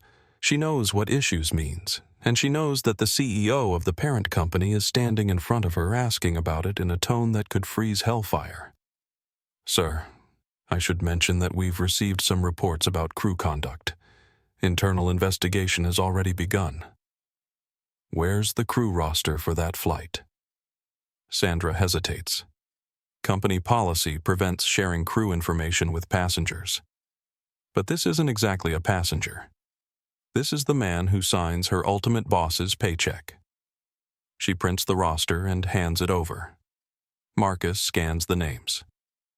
Captain Jake Palmer, First Officer David Martinez, Senior Flight Attendant Christina Rodriguez, Flight Attendants Tyler Mitchell, Jessica Morales. He memorizes every name. 3 hours from now, some of these people will still have jobs. Some won't. "Is there a problem?" Mr. Davis Sandra asks carefully. Marcus looks at her with the expression of a man who spent 3 hours watching his parents be dehumanized. "Sandra," he says quietly, "you're about to witness the consequences of forgetting that every passenger is someone's family." Marcus doesn't wait for Flight 447 to arrive. He uses his executive access to pull real-time flight data security footage and passenger manifests. What he discovers makes his blood boil with contained fury. His parents were originally booked in seats 2A and 2B first-class tickets he personally arranged through his corporate account. The manifest shows the original booking, then subsequent changes made by crew members moving Samuel and Grace to separated economy seats with no documented justification. The security footage from the gate area shows Christina Rodriguez deliberately tearing up valid boarding passes and issuing new ones. It shows Rebecca Stone arriving to support Christina's false narrative. It shows his parents standing together with quiet dignity while being publicly humiliated. But it's the audio that truly reveals the scope of the abuse. Marcus has access to cabin recordings that capture every word of Christina's harassment, Tyler's complicity, and the passengers who eventually stood up for his parents. He calls his head of legal affairs directly. "Jennifer, it's Marcus. I need a full legal team at Hartsfield-Jackson in 2 hours. What's the situation? Employee misconduct, discrimination, medical neglect, possibly criminal harassment. I want every option on the table. How serious are we talking?" Marcus watches security footage of his mother being denied water for her blood pressure medication while his father is falsely accused of threatening behavior, career-ending serious, potentially company-threatening serious. "I want these people removed from any position where they can hurt passengers, and I want it done tonight." He hangs up and calls David Harrison again. "David, I'm reviewing the security footage from Flight 447. Marcus, let me explain." "Explain why Christina Rodriguez has a pattern of passenger complaints that were never investigated. Explain why Tyler Mitchell was never disciplined despite multiple incidents. Explain why Rebecca Stone supported false allegations against passengers with valid tickets." Harrison's silence tells Marcus everything he needs to know. This isn't an isolated incident. It's a pattern of behavior that management has ignored because it was easier than addressing. "How long has this been happening?" Marcus asks. There have been some complaints, but nothing that rose to the level of viral videos and federal discrimination lawsuits. Marcus, we can handle this internally. Discipline the crew, retrain everyone, implement new policies. The crew will be terminated. Tonight, before they leave the airport." That seems extreme. What's extreme is my 74-year-old father being accused of threatening behavior for asking why his wife can't get water for her medication. What's extreme is my parents being separated and humiliated for sport. What's extreme is that you've allowed this culture to fester for so long that crew members think they can abuse passengers without consequences. Marcus ends the call and reviews the passenger videos that have flooded social media. Dr. Vasquez's medical documentation of his mother's distress. Maria Fernandez risking her job to document abuse. Tyler Mitchell eventually choosing truth over complicity. Some of these people will be rewarded for their courage. Others will face consequences that match the severity of their choices. Flight 447 appears on the arrival board on time, gate A12. Marcus positions himself where his parents will see him immediately upon deplaning. After 3 hours of humiliation, the first face they see should be filled with love, not institutional authority. But justice will follow close behind. Flight 447 taxis to gate A12 with the weight of viral infamy following it like a contrail. Inside the cabin, Christina Rodriguez prepares for deplaning with the desperate energy of someone trying to control a narrative that's already escaped her grasp. She's spent the last hour watching her phone explode with notifications. Her full name is trending on Twitter. Her photo has been identified and shared millions of times. Employment lawyers are offering their services in her mentions, understanding that her career is over and litigation is inevitable. But Christina has one last card to play getting off the aircraft before facing consequences. If she can reach the terminal blend into the crowd, disappear until the immediate storm passes, maybe she can salvage something from the wreckage of her 12-year career. Tyler Mitchell has chosen a different path. He sits in the crew area, documenting everything he's witnessed, preparing a full report that will destroy his own career, but might prevent future passengers from experiencing what Samuel and Grace endured. "Christina," he says quietly, "we need to talk about what happened today."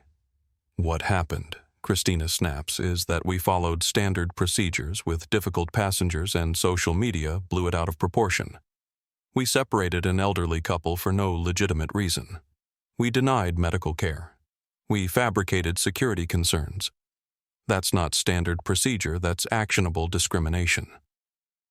Christina's facade finally cracks. "You think I did something wrong? You think I'm the problem here? I think we both made choices today that we'll have to live with for the rest of our lives." Tyler's words hang in the air between them. The moral clarity of someone who's chosen truth over self-preservation. Meanwhile, in the main cabin, Samuel and Grace Davis prepare to deplane with the exhausted relief of survivors. The past 3 hours have aged them both, but they've maintained their dignity through assault designed to strip it away. Dr. Vasquez has stayed beside Grace for the remainder of the flight, monitoring her blood pressure and providing the medical attention that crew members denied. Her final reading shows elevated but stable numbers, concerning but not immediately dangerous. "How are you feeling?" Dr. Vasquez asks. Tired, Grace admits. "Sad, but not broken. It takes more than small minds with small power to break what my grandmother built inside me." Samuel overhears and takes his wife's hand. "Grandma Rose would be proud of how you handled yourself today." Around them, passengers prepare to deplane with the uncomfortable knowledge that they've witnessed something significant. Some will return to their lives and never think about Flight 447 again. Others will carry the memory of 2 elderly people facing cruelty with unshakable dignity, and it will change how they respond when they witness injustice in the future. Maria Fernandez has spent the flight responding to interview requests from major news outlets. Her original TikTok video has been viewed 12.7 million times. Producers from CNN, MSNBC, and Fox News want her story. Civil rights organizations are offering legal support if she faces retaliation. But Maria isn't thinking about media attention. She's thinking about the elderly couple who reminded her that some things are worth risking your job to document. The aircraft door opens, and passengers begin deplaning in the usual chaotic order of people eager to escape confined spaces. First class exits, first followed by passengers row by row toward the back where Samuel and Grace wait. Christina Rodriguez is among the first off the aircraft. She strides through the jet bridge with forced confidence, phone pressed to her ear, speaking to someone about legal representation and wrongful termination suits. She emerges into the gate area and freezes. Standing directly in front of the gate, wearing jeans and a polo shirt, is a man she doesn't recognize, but somehow seems familiar. He's tall, well-dressed, despite the casual clothing with the bearing of someone accustomed to authority. Marcus Davis looks at Christina Rodriguez with the controlled fury of a son watching his parents' tormentor emerge from the scene of their humiliation.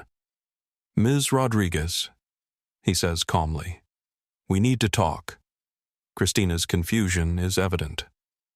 "I'm sorry. Do I know you?" "You know my parents, Samuel and Grace Davis. You spent 3 hours teaching them that their dignity doesn't matter to Skyline Airlines."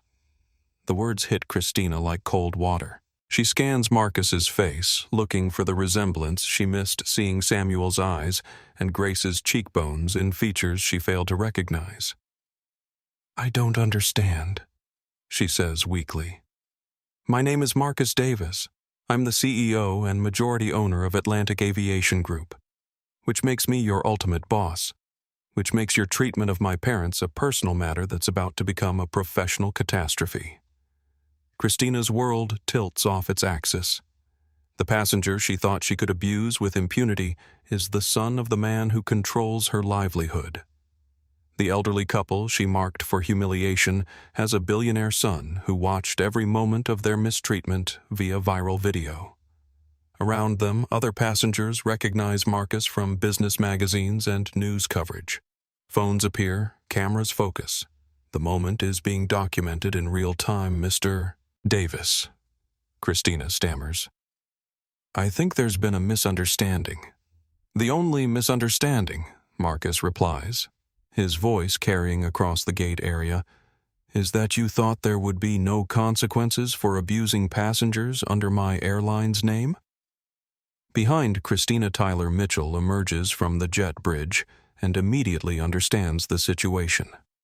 The casual passenger waiting at the gate is Marcus Davis, Atlantic Aviation CEO, whose parents Tyler helped humiliate for 3 hours. Tyler approaches with the resignation of someone who's already accepted the inevitable. "Mr. Davis," he says quietly, "I need you to know that what happened today was wrong. I was complicit, and I take full responsibility for my actions." Marcus looks at Tyler with something approaching respect. Not forgiveness, but recognition of someone choosing accountability over deflection. "We'll address your role separately," Marcus says. "Right now, I'm focused on seeing my parents and ensuring they receive the apology they deserve." Christina realizes her final escape route has closed. No crowd to disappear into, no corporate hierarchy to hide behind, no plausible deniability remaining. She stands face to face with the consequences of 3 hours of cruelty, and those consequences have a name, a face, and the power to end her career with a single decision. The gate area fills with passengers deplaning from Flight 447, many of whom recognize the viral confrontation playing out in real time.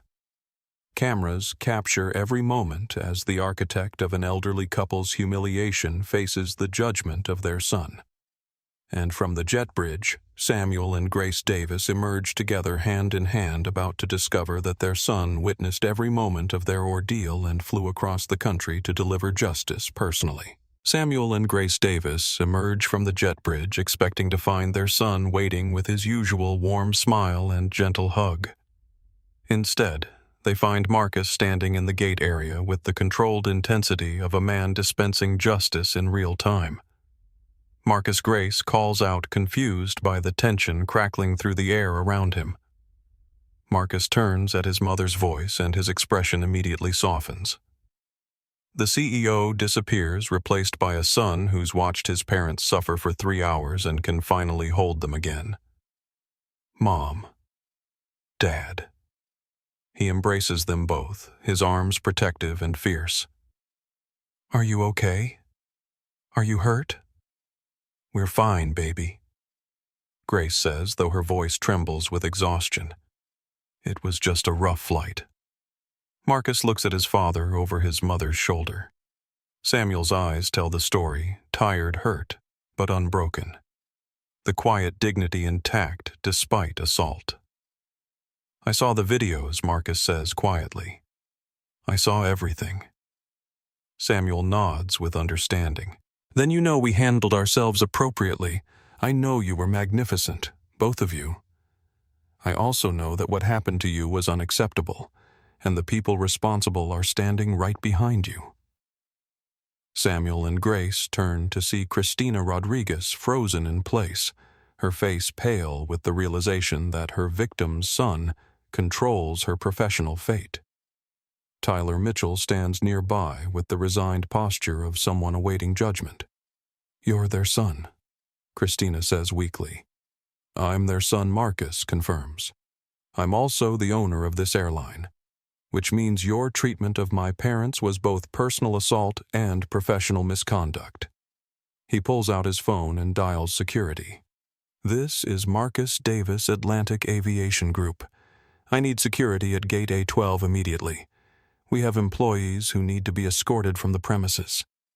Christina's knees nearly buckle. Mr. Davis, please. I think there's been a misunderstanding. The only misunderstanding is that you thought abusing passengers would go unnoticed and unpunished. Marcus turns to his parents. Mom, Dad, I need you to know that Ms. Rodriguez and Mr. Mitchell no longer work for any company I control. Their employment was terminated the moment they decided your dignity was disposable. Son Samuel says gently, we don't want revenge. This isn't revenge. It's consequences. And it's protection for every future passenger who might face what you faced if these people remain in positions of authority. Airport security arrives with the swift efficiency of professionals who understand the gravity of situations involving airline ownership. The lead officer approaches Marcus respectfully. Mr. Davis, how can we assist? These individuals. Marcus indicates. Christina and Tyler are former employees who need to be escorted from the airport. Their access badges should be deactivated immediately. Christina makes one last desperate attempt at salvage. This is wrongful termination. I have rights. I followed company policy.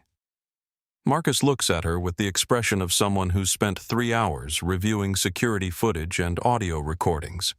Company policy doesn't include fabricating security threats. Company policy doesn't include denying medical care. Company policy doesn't include separating elderly couples for sport. He turns to the security officer. Ms. Rodriguez is no longer authorized to be in any secure area of this airport. Please ensure she understands that trespassing charges will follow any future violations. The security escort begins with professional courtesy but unmistakable authority. Christina Rodriguez, 12-year veteran flight attendant, walks through the terminal under guard, while passengers she once commanded with arbitrary authority watch her career end in real time.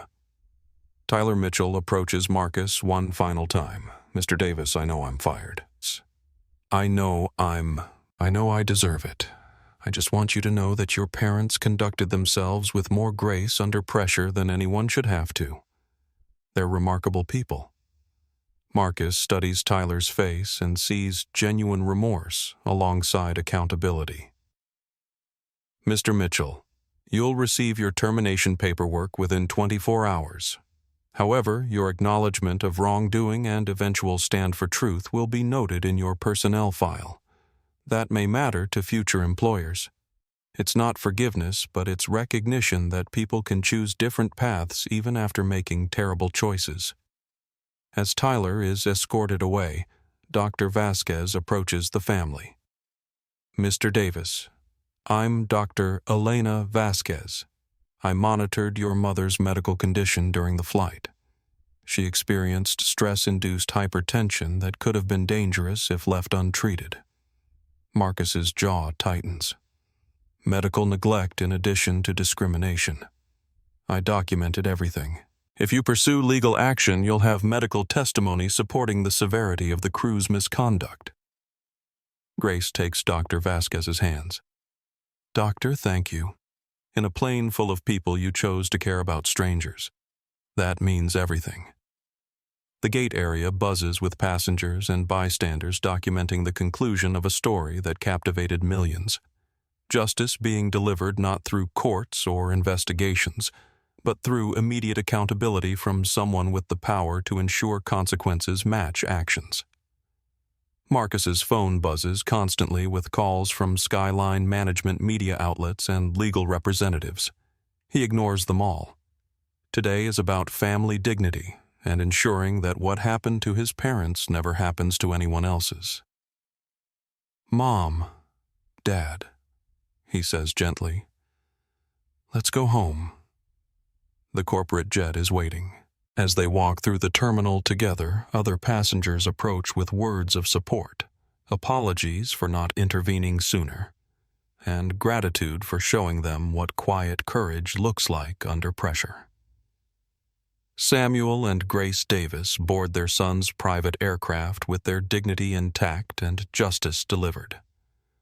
Behind them, viral videos continue spreading the story of an elderly couple who faced institutional cruelty with unwavering grace and a son who proved that power is most meaningful when used to protect those who need it most. The Atlantic Aviation corporate jet sits on the private tarmac like a symbol of how the day should have begun, with dignity, comfort, and respect for passengers who deserve nothing less. Marcus leads his parents up the aircraft steps, his hand gentle on his mother's back as she climbs with the careful movements of someone whose arthritis has flared under stress. "This is how you should have traveled from the beginning," Marcus says as they enter the leather-appointed cabin. "First-class tickets on my airline should mean first-class treatment, not abuse." Grace settles into the plush seat with obvious relief. After hours cramped in economy between hostile strangers, the space feels like sanctuary. Samuel sits beside her, their hands automatically finding each other after a day that tested every foundation of their 52-year marriage. Marcus Grace says gently, "We need to talk about what happened today." Marcus pours his parents water from crystal glasses, the contrast to their denied in-flight service, a painful reminder of how differently this day could have unfolded. "Mom, you don't need to relive what those people put you through. Baby, I don't want to relive it. I want to understand how it changes things moving forward." Samuel nods with the wisdom of someone who's spent 74 years learning that crisis reveals character and creates choice. "Son, what happened to us today wasn't just about us. It was about every passenger who doesn't have a billionaire child to call for justice. What are you going to do about them?" The question hits Marcus like revelation. His parents have spent the worst travel day of their lives thinking not about revenge or compensation, but about change that protects vulnerable people from what they experienced. "I'm implementing immediate policy changes," Marcus explains. Mandatory sensitivity training for all customer-facing employees. Anonymous reporting systems for passenger mistreatment. Independent oversight of discrimination complaints. Grace leans forward with the intensity of someone who spent 35 years as a principal, understanding that policy changes without cultural transformation are just expensive paperwork. "That's good, Marcus. But what about the culture that allowed this to happen?" Cristina Rodriguez didn't wake up today and decide to be cruel. She's been doing this for years, and nobody stopped her. Marcus realizes his mother has identified the deeper problem. Cristina's behavior wasn't an aberration. It was enabled by a management structure that tolerated abuse as long as it remained invisible. You're right. This isn't just about individual bad actors. It's about leadership that failed to protect passengers from them. Samuel takes his son's hands. "We're proud of how you handled today.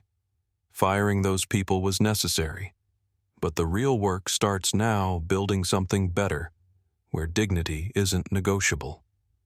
The aircraft lifts off from Atlanta, carrying them above a city where millions of people have watched videos of their humiliation and the swift justice that followed.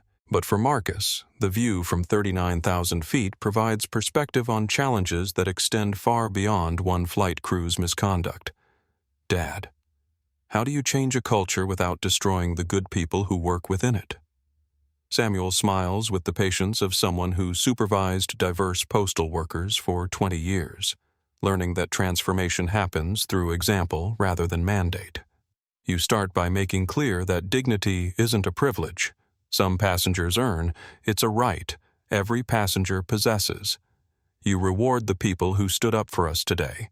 You promote the values you want to see. And you remember that culture changes when leaders demonstrate that doing the right thing matters more than avoiding difficult conversations. Grace adds, and you remember that Maria Fernandez risked her job to document what was happening to us. Dr. Vasquez intervened when crew members failed us. Tyler Mitchell eventually chose truth over complicity. Those people deserve recognition, not just the bad actors deserve consequences. Marcus pulls out his phone and begins drafting messages to Maria Fernandez. Your courage in documenting passenger mistreatment has led to immediate policy changes. I'd like to offer you a position in our passenger advocacy department. To Dr. Vasquez. Your intervention protected my mother from medical negligence. Atlantic Aviation would be honored to have you as a consultant on passenger health protocols. To Jessica Morales. Your small acts of kindness, providing water-serving meals, showed that compassion can exist even in hostile environments. You're being promoted to training coordinator for customer service excellence. Each message represents Marcus's understanding that transformation happens when good behavior is elevated, not just when bad behavior is punished. The aircraft settles into cruise flight carrying a family whose bond has been tested and strengthened by crisis. Marcus watches his parents relax for the first time in hours, seeing the tension leave their shoulders as they realize the ordeal is truly over. I keep thinking Grace says softly about that young mother with the crying baby. How scared she looked when passengers were complaining. How grateful she was when your father helped her. Samuel nods. That's what travel should be. People helping each other instead of competing for space and service. Marcus realizes that his parents' vision extends beyond policy changes and employee training. They're imagining airline service as community rather than commerce, where passengers support each other and crew members facilitate connection rather than enforce hierarchy. It's a transformation that will require more than corporate directives. It will require fundamental reimagining of what airline service can become when guided by principles of dignity, compassion, and shared humanity. You know what I learned today, Marcus says. I learned that watching your parents face injustice is the fastest way to understand what really matters in business. Profit margins don't matter if we're destroying people's dignity to achieve them. Grace smiles with maternal pride. Your father and I didn't sacrifice so you could build just another successful company. We sacrificed so you could build something that makes the world better for everyone who touches it. As the corporate jet flies through clear skies toward home, 3 generations of values align around a simple truth: power is only meaningful when it protects the powerless, and success is only sustainable when it serves something larger than itself. The videos of their mistreatment will continue spreading across social media, sparking conversations about institutional prejudice and passenger rights. But inside the quiet sanctuary of the aircraft cabin, a family plans transformation that extends far beyond viral moments into lasting change that honors every passenger's fundamental human dignity.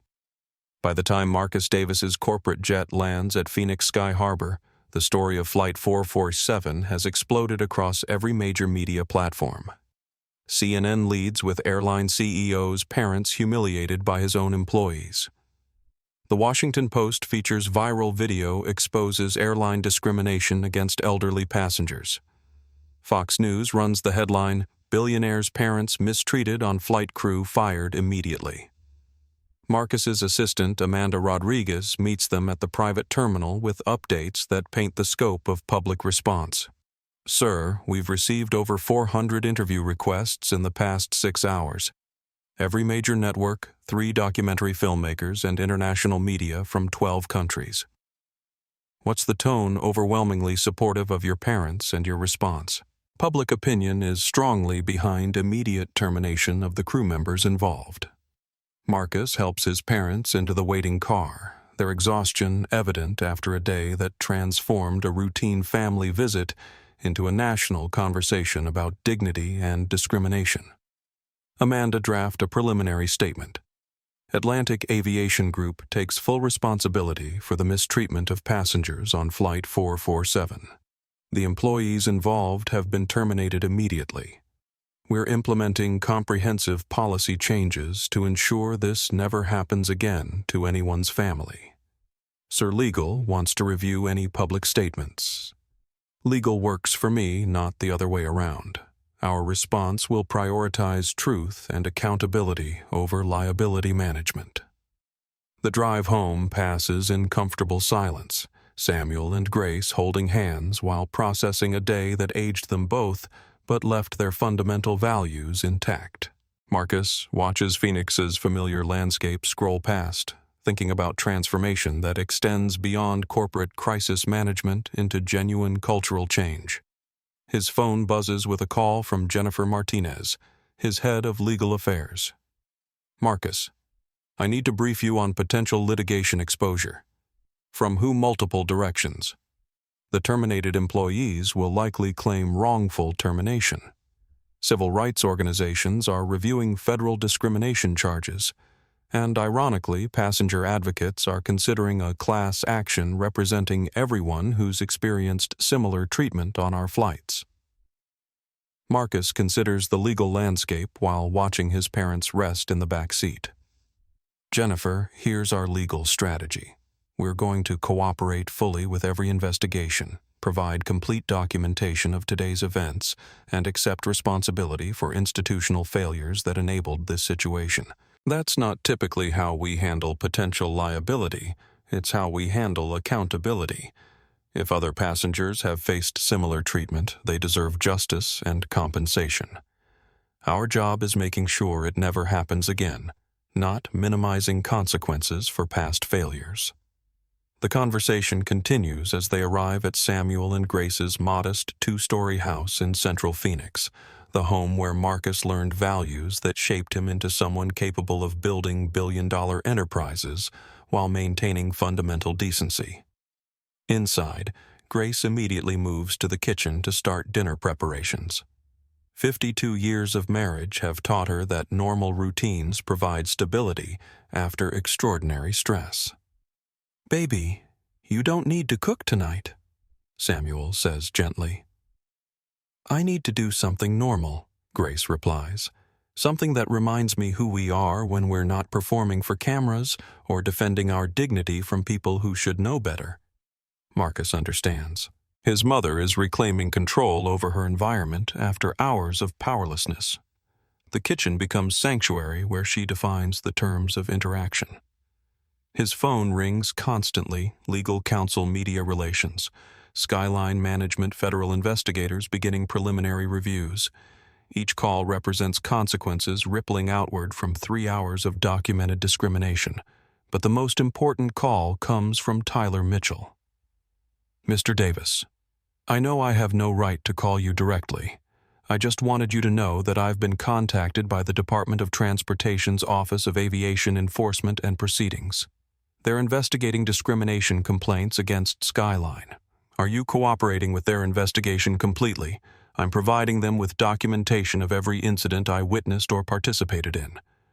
Christina Rodriguez isn't an isolated case. There's a pattern of passenger mistreatment that management ignored." Marcus realizes that Tyler's cooperation might provide evidence of institutional problems extending far beyond today's viral incident.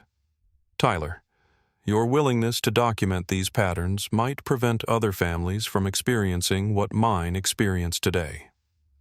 Mr. Davis, I need you to understand something. Watching your parents maintain their dignity while being humiliated showed me what courage looks like. I've spent 2 years being complicit with abuse because speaking up seemed risky. Your parents showed me that silence in the face of cruelty is the real risk." After Tyler's call, Marcus joins his parents in the kitchen where Grace has prepared a simple meal of cornbread collard greens and fried chicken, comfort food that connects them to generations of family dinners that sustained them through every crisis. "How are you feeling?" Marcus asks. "Tired," Grace admits. "Sad about the state of the world, but not defeated. It takes more than small-minded people with temporary power to defeat what we've built together." Samuel adds, "What happened today reminded us that progress isn't automatic. Every generation has to choose dignity over convenience, truth over comfort. Today showed us there's still work to do." Marcus looks at his parents across the dinner table, understanding that their response to cruelty will define not just corporate policy changes, but his own character as a leader responsible for thousands of employees and millions of passengers. "I want to turn Atlantic aviation into the airline industry standard for passenger dignity," he says. "Every policy, every training program, every hiring decision guided by treating people the way we'd want our own family treated." Grace smiles with the satisfaction of someone whose sacrifices are bearing fruit in values passed forward rather than just wealth accumulated. "That's why we mortgaged this house to help you start your company. Not so you could get rich, but so you could make things better for everyone who comes after us." As evening settles over Phoenix, the story of Flight 447 continues spreading across social media and mainstream news, sparking conversations about discrimination, corporate responsibility, and the power of ordinary people to document injustice until it can no longer be ignored. But in the quiet sanctuary of his parents' kitchen, Marcus Davis plans transformation that will honor every passenger's fundamental human dignity, ensuring that what happened to his family becomes the catalyst for change that protects everyone's family. Within 24 hours, elderly dignity matters has become more than a trending hashtag. It's evolved into a movement. Maria Fernandez's original TikTok video has been viewed 47.3 million times, shared by celebrities, politicians, and ordinary people who recognize their own grandparents in Samuel and Grace Davis's quiet dignity under pressure. The comments section tells its own story. "My grandfather was a Tuskegee Airman and still gets treated like this in 2024. Some things never change unless we make them change. I work for a different airline, and we've all been watching this story. Management called an emergency meeting about passenger dignity protocols. Those could be anyone's grandparents. The fact that their son owns the airline is beside the point. No one deserves this treatment." Christina Rodriguez thought she was just bullying random elderly passengers. She didn't know she was ending her own career in real time. But the viral moment has transcended individual accountability into widespread institutional examination. Airlines across the industry are reviewing discrimination complaint procedures. Flight attendant unions are implementing sensitivity training. Airport authorities are updating passenger advocacy resources. Elena Vasquez's medical documentation of Grace's stress-induced hypertension has been cited by healthcare professionals calling for better airline protocols around passenger medical needs. Her Twitter thread has been retweeted 340,000 times, with doctors sharing similar stories of medical neglect at altitude. Most significantly, passengers are sharing their own experiences of airline discrimination that previously went undocumented. The hashtag airline abuse has accumulated thousands of stories from travelers who faced similar treatment but lacked the platform or power to demand justice. Marcus receives a call from Senator Patricia Williams, chair of the Senate Subcommittee on Transportation and Safety. "Mr. Davis, I've been following the story of your parents' mistreatment. I want to commend your immediate response and ask about testifying before our committee about needed reforms in passenger protection." "Senator, I'd be honored. But I want my parents to testify as well. Their experience should be heard directly, not filtered through corporate perspectives. Would they be willing?" Marcus looks at Samuel and Grace, who are reading letters from supporters who've driven to their house to express solidarity. Despite their exhaustion, they're energized by evidence that their ordeal is catalyzing broader change. Mom, Senator Williams wants us to testify before Congress about passenger rights legislation. Grace looks up from a handwritten note from a woman whose disabled husband faced similar airline discrimination. "If our testimony can prevent other families from experiencing what we experienced, then we have an obligation to speak." Samuel nods with the determination of someone who's discovered that personal pain can become public purpose. "We didn't choose to become symbols of anything. But if that's what happened, then we need to make sure it means something lasting. The viral victory extends beyond policy discussions into cultural shifts. Jessica Morales, the junior flight attendant who eventually stood up to Cristina Rodriguez, has become a symbol of moral courage in hostile environments. Her interview with CNN has been viewed 8.7 million times, with viewers praising her choice to do the right thing despite personal risk. "I watched this elderly couple being tortured for 3 hours," Jessica tells Anderson Cooper. "At some point, you have to decide whether keeping your job is worth keeping your soul. I'd rather find new employment than lose my humanity." Tyler Mitchell's cooperation with federal investigators has revealed patterns of discrimination complaints that Skyline management ignored or minimized. His documentation shows that Cristina Rodriguez's behavior wasn't aberrant, it was enabled by institutional indifference to passenger mistreatment. The Department of Transportation announces a comprehensive review of airline discrimination policies, citing the Davis case as evidence that current enforcement mechanisms are inadequate to protect vulnerable passengers. But perhaps the most meaningful response comes from ordinary travelers who've watched the viral videos and decided to change their own behavior. Airport workers report increased passenger courtesy, crew members describe improved interactions, and flight attendants note that passengers are more likely to intervene when they witness unfair treatment. A week after Flight 447, Maria Fernandez receives a message on TikTok that captures the story's broader impact. "I'm a gate agent in Denver. Yesterday I watched a crew member hassle an elderly passenger about their boarding pass. Normally I would have stayed quiet to avoid conflict. But I kept thinking about your video about that couple's dignity being stripped away while people watched silently. So I spoke up. I documented the incident. I filed a report. The passenger got proper treatment, and the crew member got counseled about appropriate conduct. Your courage gave me courage. Thank you." Marcus reads Maria's message with the understanding that viral moments become lasting change when they inspire ordinary people to choose courage over comfort in their own daily encounters with injustice.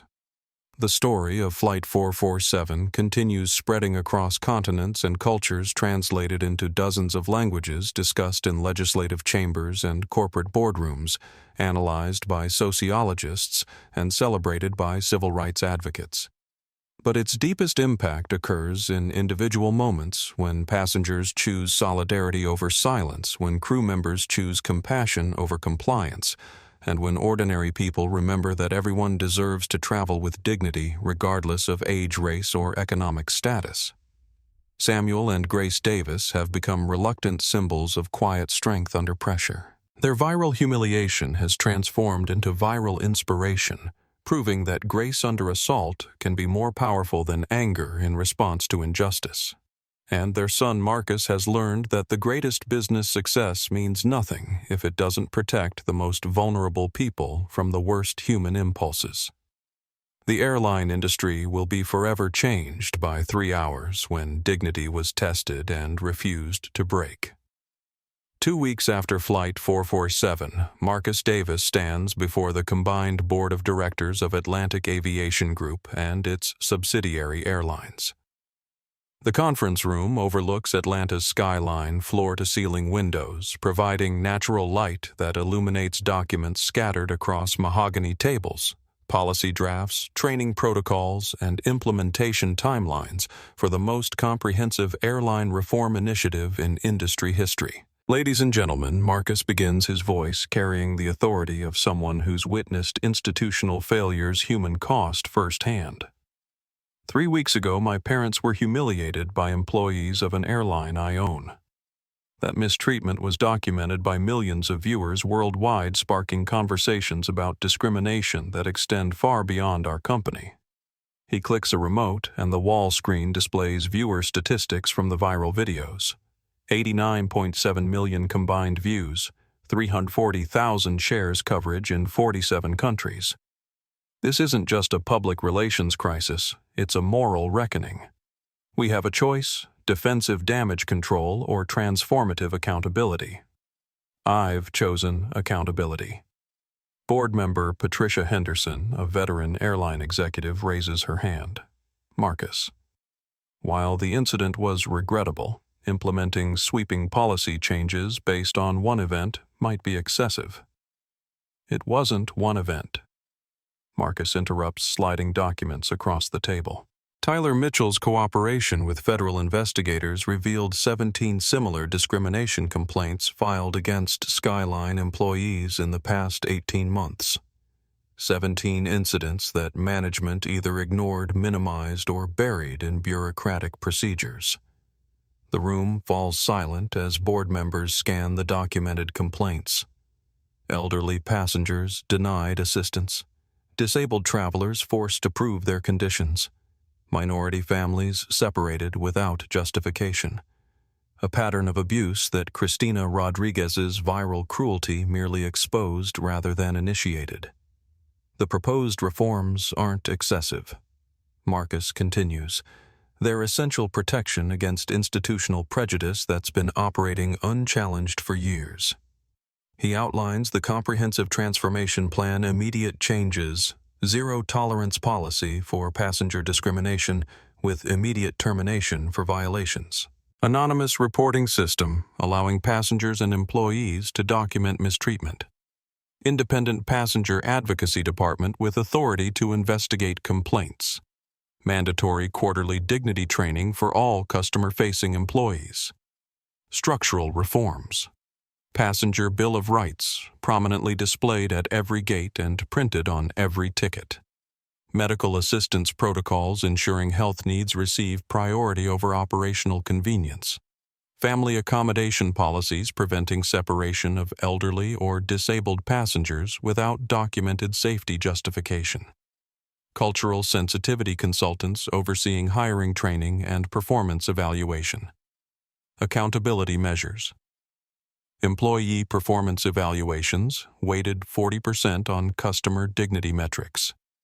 Management bonuses tied to passenger satisfaction scores and discrimination complaint resolution. External oversight committee, including disability rights advocates and civil rights attorneys. Public quarterly reporting on complaint statistics and resolution outcomes. Board member David Martinez, representing institutional investors, expresses concern about implementation costs. Marcus. While these reforms are admirable in principle, the financial impact could be substantial. Training thousands of employees, restructuring complaint procedures, external oversight. We're talking about tens of millions in implementation costs. Marcus pulls up financial projections on the wall screen. David, you're right about implementation costs, $47 million in year one, $23 million annually thereafter. But consider the cost of not implementing these reforms. He displays alternative scenarios, federal discrimination lawsuits, congressional oversight hearings, boycotts by civil rights organizations, employee turnover from toxic workplace culture. The potential liability from current discriminatory practices exceeds $200 million. More importantly, the reputational damage from viral mistreatment videos is incalculable. We're not spending money on reforms, we're investing in practices that protect both passengers and shareholders. Grace Davis, attending as a special advisor despite having no official board role, speaks from personal experience. I spent 35 years as a school principal dealing with children who'd been failed by adults in positions of authority. What I learned is that changing policies without changing culture is just expensive paperwork. The real question isn't whether you can afford these reforms, it's whether you can afford not to implement them when the alternative is continued institutional cruelty. Her words carry moral weight that financial projections cannot match. Board members who might resist costly policy changes cannot argue against protecting passenger dignity when the victims are sitting at their conference table. Marcus reveals the program's implementation timeline, immediate termination procedures for discrimination complaints, 30-day training rollout for all employees, 90-day implementation of new reporting structures, annual external audits of compliance and effectiveness.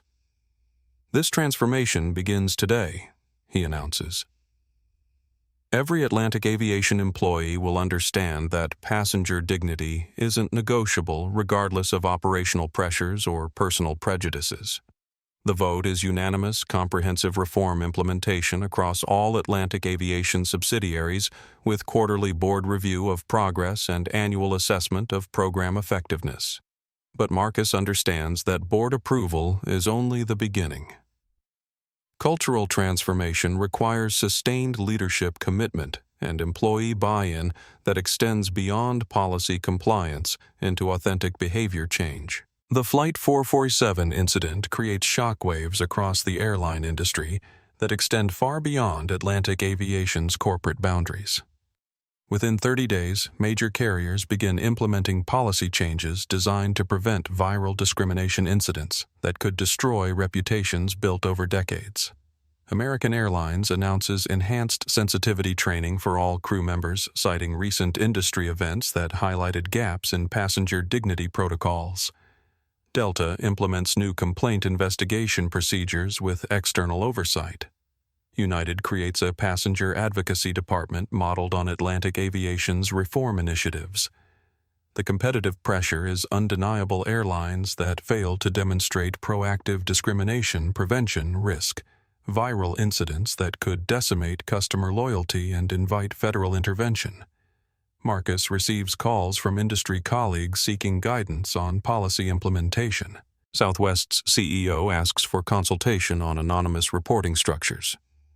JetBlue requests training materials for dignity protocols. Alaska Airlines wants to benchmark complaint resolution procedures. The industry is watching, Marcus tells his leadership team during weekly reform implementation meetings. Our response to failure is becoming the template for industry-wide change. The transformation extends beyond individual airline policies into federal regulatory review. Senator Williams's subcommittee schedules hearings on passenger protection that will feature testimony from Samuel and Grace Davis, alongside industry executives, civil rights advocates, and disability rights organizations. The Department of Transportation proposes new regulations requiring airlines to maintain public databases of discrimination, complaints, resolution timelines, and employee disciplinary actions. The Federal Aviation Administration considers passenger dignity training as mandatory certification requirements for flight crew licensing. International attention follows domestic reform. The European Union begins reviewing airline discrimination policies based on American viral incidents. Canadian transportation authorities implement enhanced complaint investigation procedures. International Civil Aviation Organization discusses global passenger rights standards. But the most significant industry change occurs at the cultural level. Flight attendant training programs now include mandatory modules on unconscious bias and passenger dignity. Gate agent certification requires sensitivity training that wasn't previously considered necessary. Crew scheduling prioritizes employee mental health support that reduces stress-induced passenger mistreatment. Maria Fernandez, promoted to Atlantic Aviation's Passenger Advocacy Department, receives invitations to speak at airline industry conferences about documentation and intervention strategies. Her TikTok courage has evolved into professional expertise that benefits travelers across the industry. What happened on Flight 447 was a wake-up call, Maria tells the International Association of Flight Attendants annual conference. We learned that passenger abuse doesn't just harm individuals, it damages the entire industry's reputation. Every crew member has the power to prevent viral discrimination incidents through basic human decency. The industry transformation accelerates when passenger advocacy groups begin rating airlines based on discrimination, complaint, resolution, cultural sensitivity, training quality, and passenger dignity, policy implementation. Airlines with strong protections receive preferential ratings that influence booking decisions among socially conscious travelers. Corporate travel departments begin requiring dignity protocols in airline contracts. Government agencies implement passenger protection standards for official travel. Educational institutions and healthcare organizations choose airlines based on discrimination prevention rather than just price competition. The financial incentives align with moral imperatives when airlines discover that dignity-focused policies improve customer loyalty, reduce complaint-related costs, and attract employees who prefer working for ethically responsible organizations. 6 months after Flight 447, the personal consequences for individual actors continue unfolding with the inexorable logic of accountability meeting behavior. Cristina Rodriguez sits in her studio apartment surrounded by legal documents and unpaid bills, facing the reality that viral cruelty has consequences that extend far beyond immediate termination. Her employment prospects remain non-existent. Background checks reveal viral videos that make hiring impossible for any customer service position. LinkedIn connections have disappeared. Professional references decline to provide recommendations. The airline industry's informal networks ensure that her reputation precedes every application. The federal discrimination lawsuit filed by Samuel and Grace Davis names Cristina, personally exposing her to financial liability that could last years. Her homeowner's insurance doesn't cover civil rights violations. Her savings are disappearing into legal fees for representation against charges that documentation makes impossible to dispute. But the deepest consequence isn't financial, it's social isolation from former colleagues who understand that association with her could damage their own career prospects. Friends in the airline industry avoid contact. Former supporters distance themselves from someone whose name has become synonymous with viral discrimination. Tyler Mitchell faces different consequences based on his eventual choice to document misconduct rather than defend it. While terminated from Skyline, his cooperation with federal investigators and willingness to testify about institutional patterns earns him consideration for positions with airlines implementing transparency initiatives. His interview with 60 Minutes becomes a template for accountability without defensiveness. I participated in passenger mistreatment because speaking up seemed risky to my career. I learned that staying silent was the real risk to my conscience, my integrity, and ultimately my employment anyway. Tyler's documentation helps federal investigators understand how discrimination complaints were ignored by Skyline management, leading to broader accountability for supervisors who enabled abusive cultures through institutional indifference. Rebecca Stone, the gate manager who supported false allegations against Samuel and Grace, faces termination and federal investigation for civil rights violations. Her 23-year airline career ends with pension reduction and permanent industry blacklisting. The authority she wielded to humiliate passengers becomes the evidence that destroys her professional future. The legal consequences extend beyond individual terminations into criminal referrals. The Department of Justice reviews whether passenger discrimination violates federal civil rights statutes that could result in criminal charges rather than just civil liability. But accountability also includes recognition for moral courage. Dr. Elena Vasquez receives the Federal Aviation Administration Civilian Medal for medical intervention that protected a passenger from crew negligence. Jessica Morales is promoted to training coordinator and becomes Atlantic Aviation's spokesperson for employee integrity in challenging situations. Maria Fernandez's courage in documenting abuse despite employment risks earns her recognition from civil rights organizations and offers from major news networks seeking investigative journalists willing to expose institutional misconduct. The contrast is stark. People who chose cruelty face isolated consequences that extend for years, while people who chose courage receive recognition and opportunities that advance their careers and influence. Marcus receives regular updates on the personal outcomes for everyone involved in Flight 447. The information reinforces his commitment to cultural transformation that rewards integrity and penalizes abuse. Understanding that individual accountability creates institutional change more effectively than policy modifications alone. People make culture, he tells his leadership team. Policies are just paper until people choose to implement them with integrity or circumvent them with prejudice. The goal isn't perfect policies. It's hiring and promoting people whose character aligns with our values. 6 months later, the personal accountability continues unfolding, with mathematical precision choices made during 3 hours of viral visibility determine career trajectories that will extend for decades, proving that character revealed under pressure has consequences that transcend immediate circumstances. Samuel and Grace Davis sit in their church sanctuary on a Sunday morning that feels both ordinary and extraordinary. The pews around them hold the same faces they've known for decades, neighbors who brought casseroles after their viral ordeal, fellow congregation members who prayed for justice during their darkest hours, young families who look to them as examples of grace under pressure. Pastor Williams approaches the lectern with the same gentle authority he's carried for 23 years, leading Mount Olive Baptist Church. Today's sermon topic appears simple: turning pain into purpose. But everyone in the sanctuary understands it's really about Samuel and Grace. 6 months ago, Pastor Williams begins 2 of our church family experienced something that no one should face in modern America.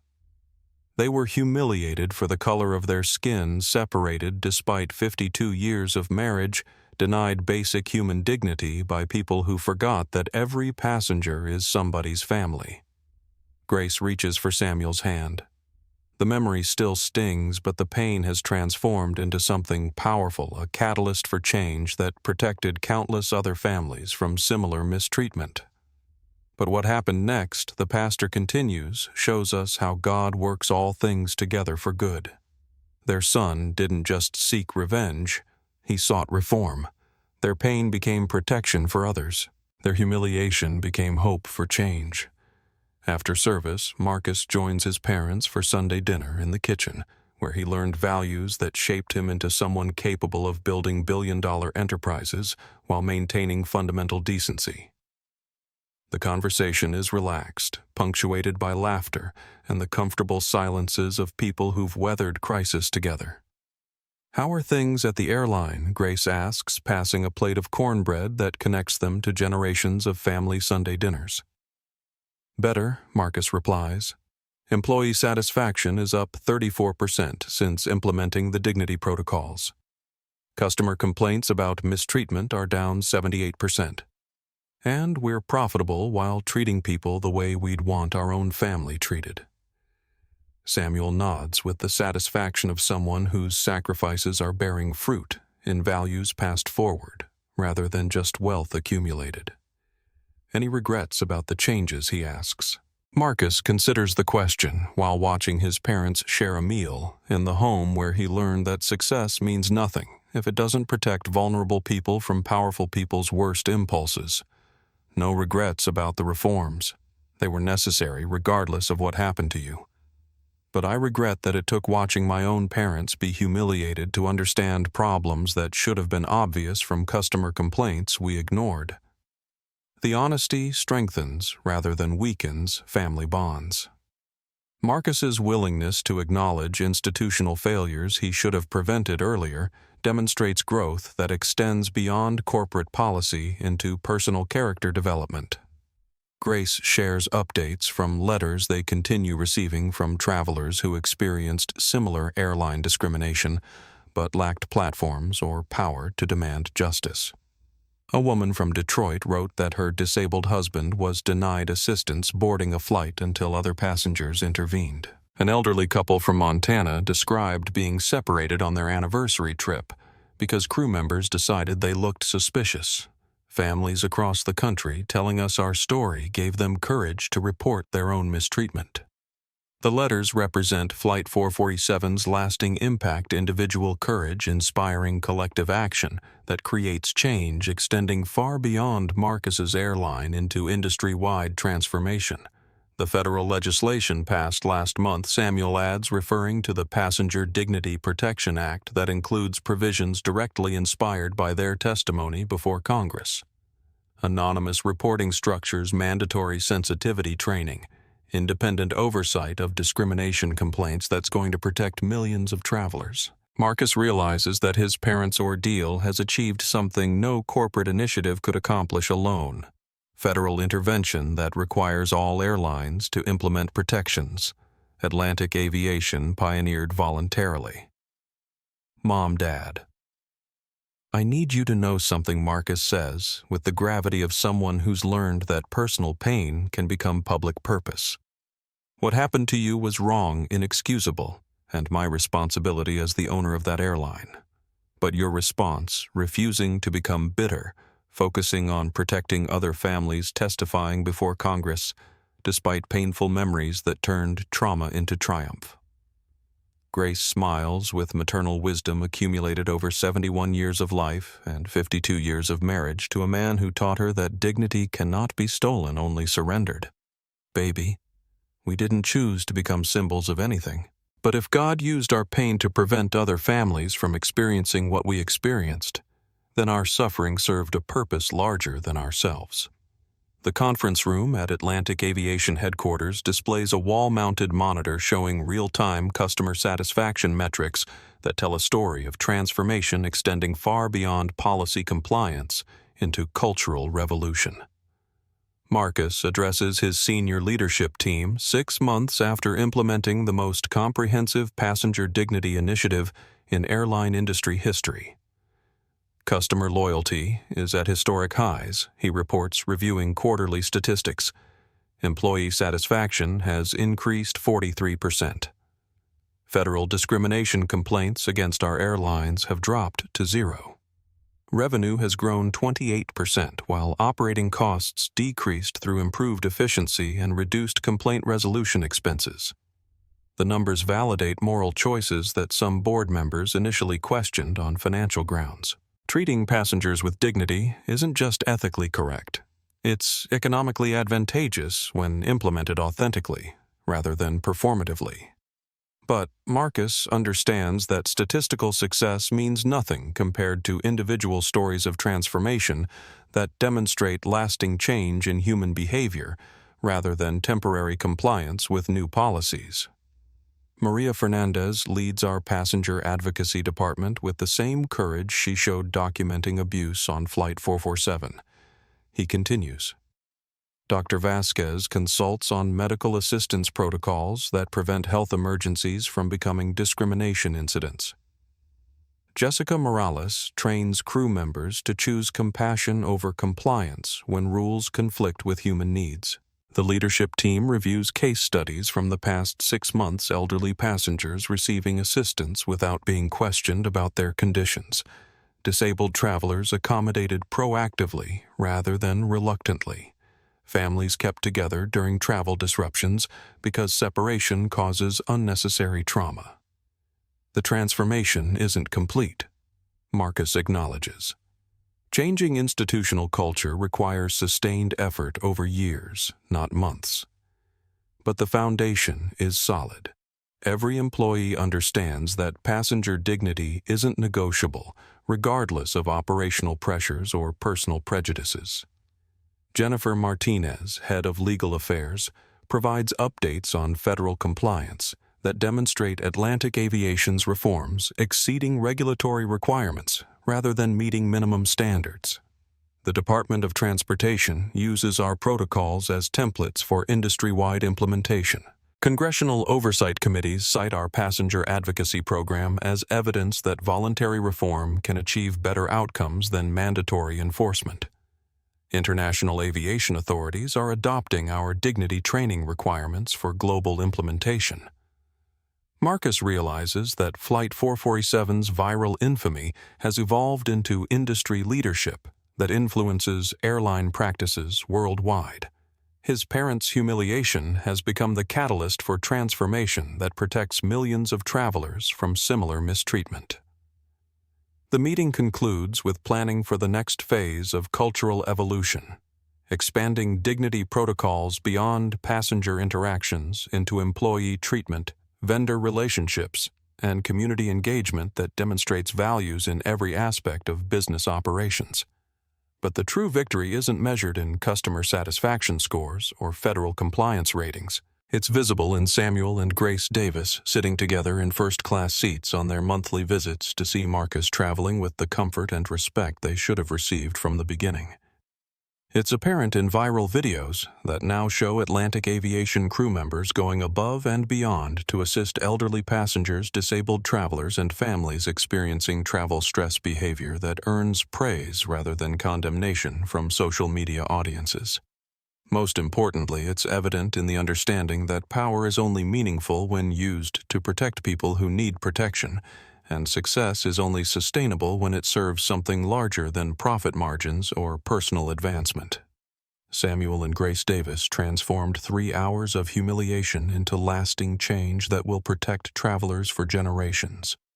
Their quiet dignity under assault became louder than anger, their refusal to surrender humanity more powerful than retaliation. And their son Marcus learned that the greatest business success means nothing if it doesn't honor the people who made it possible and protect the vulnerable from the powerful's worst impulses.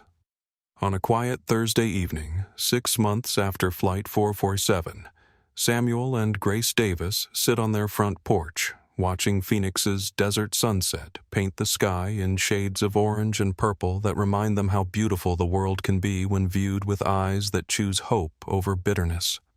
The house behind them remains unchanged, modest 2-story, with a creaking porch and a maple tree that drops leaves like reminders of time's passage. But the world around them has shifted in ways both profound and subtle, transformed by 3 hours when dignity was tested and refused to break. Letters continue arriving from travelers whose experiences improved because of reforms sparked by their ordeal. A disabled veteran writes about airline crew members who assisted him with genuine respect rather than grudging compliance. An elderly couple describes family accommodation during weather delays that kept them together instead of separated. Each letter represents someone who didn't have to experience what we experienced. Grace says, holding correspondence from a woman whose autistic child received patient assistance during a meltdown that could have triggered discrimination rather than compassion. Samuel nods with the satisfaction of someone whose personal pain achieved public purpose.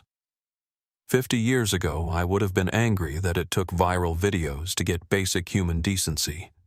Today, I'm grateful that social media gave ordinary people the power to demand accountability from powerful institutions. Their conversation is interrupted by Marcus's arrival for his weekly family dinner. Despite owning private jets and corporate helicopters, he drives himself to his parents' house in the used Toyota Camry he bought in college, a reminder of values that shaped him before wealth created options that could corrupt character. "How was your week?" Grace asks the same question she's posed every Thursday for 20 years. Educational, Marcus replies, settling into the porch chair where he learned integrity from parents who demonstrated it rather than preached it. "We're implementing the dignity protocols at our cargo operations, our charter services, and our airport ground handling companies. The goal isn't just reformed airline service, it's cultural transformation across every aspect of our business." The reforms continue spreading beyond Atlantic aviation into competitor airlines, federal regulations, and international aviation standards. Flight 447's viral documentation has become the template for accountability that extends far beyond individual consequences into institutional change. "Any regrets?" Samuel asks the same question he posed 6 months earlier with different implications now. "Only that it took watching you and Mom being humiliated to understand problems I should have recognized from complaint data we collected but didn't analyze seriously enough." Marcus responds with honesty that strengthens rather than weakens family bonds. Grace shares her final thoughts about transformation that began with cruelty but evolved into authentic reform. "What happened to us was wrong.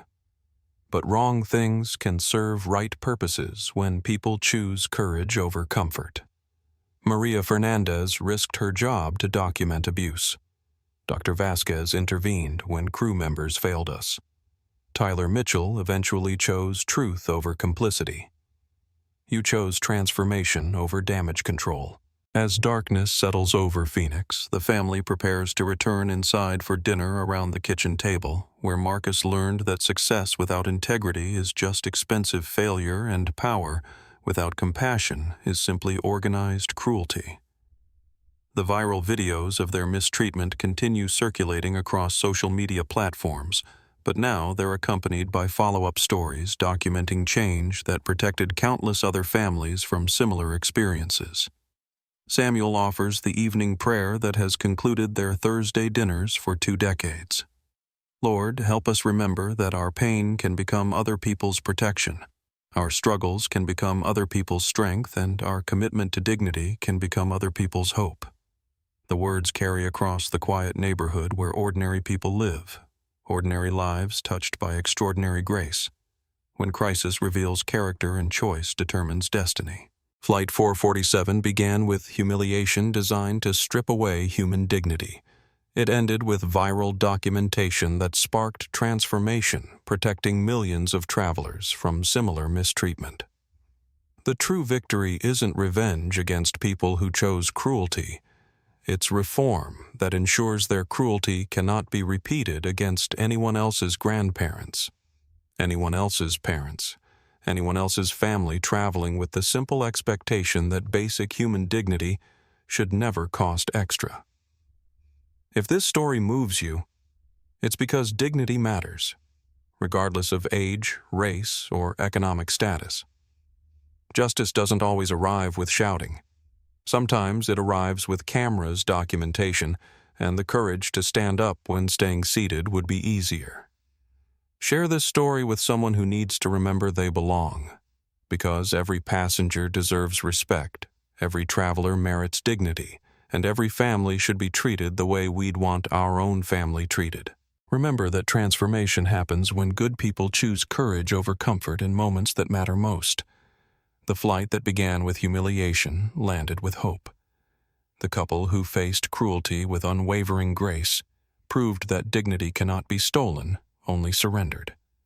This story reminds us that power is most meaningful when used to protect people who need protection most.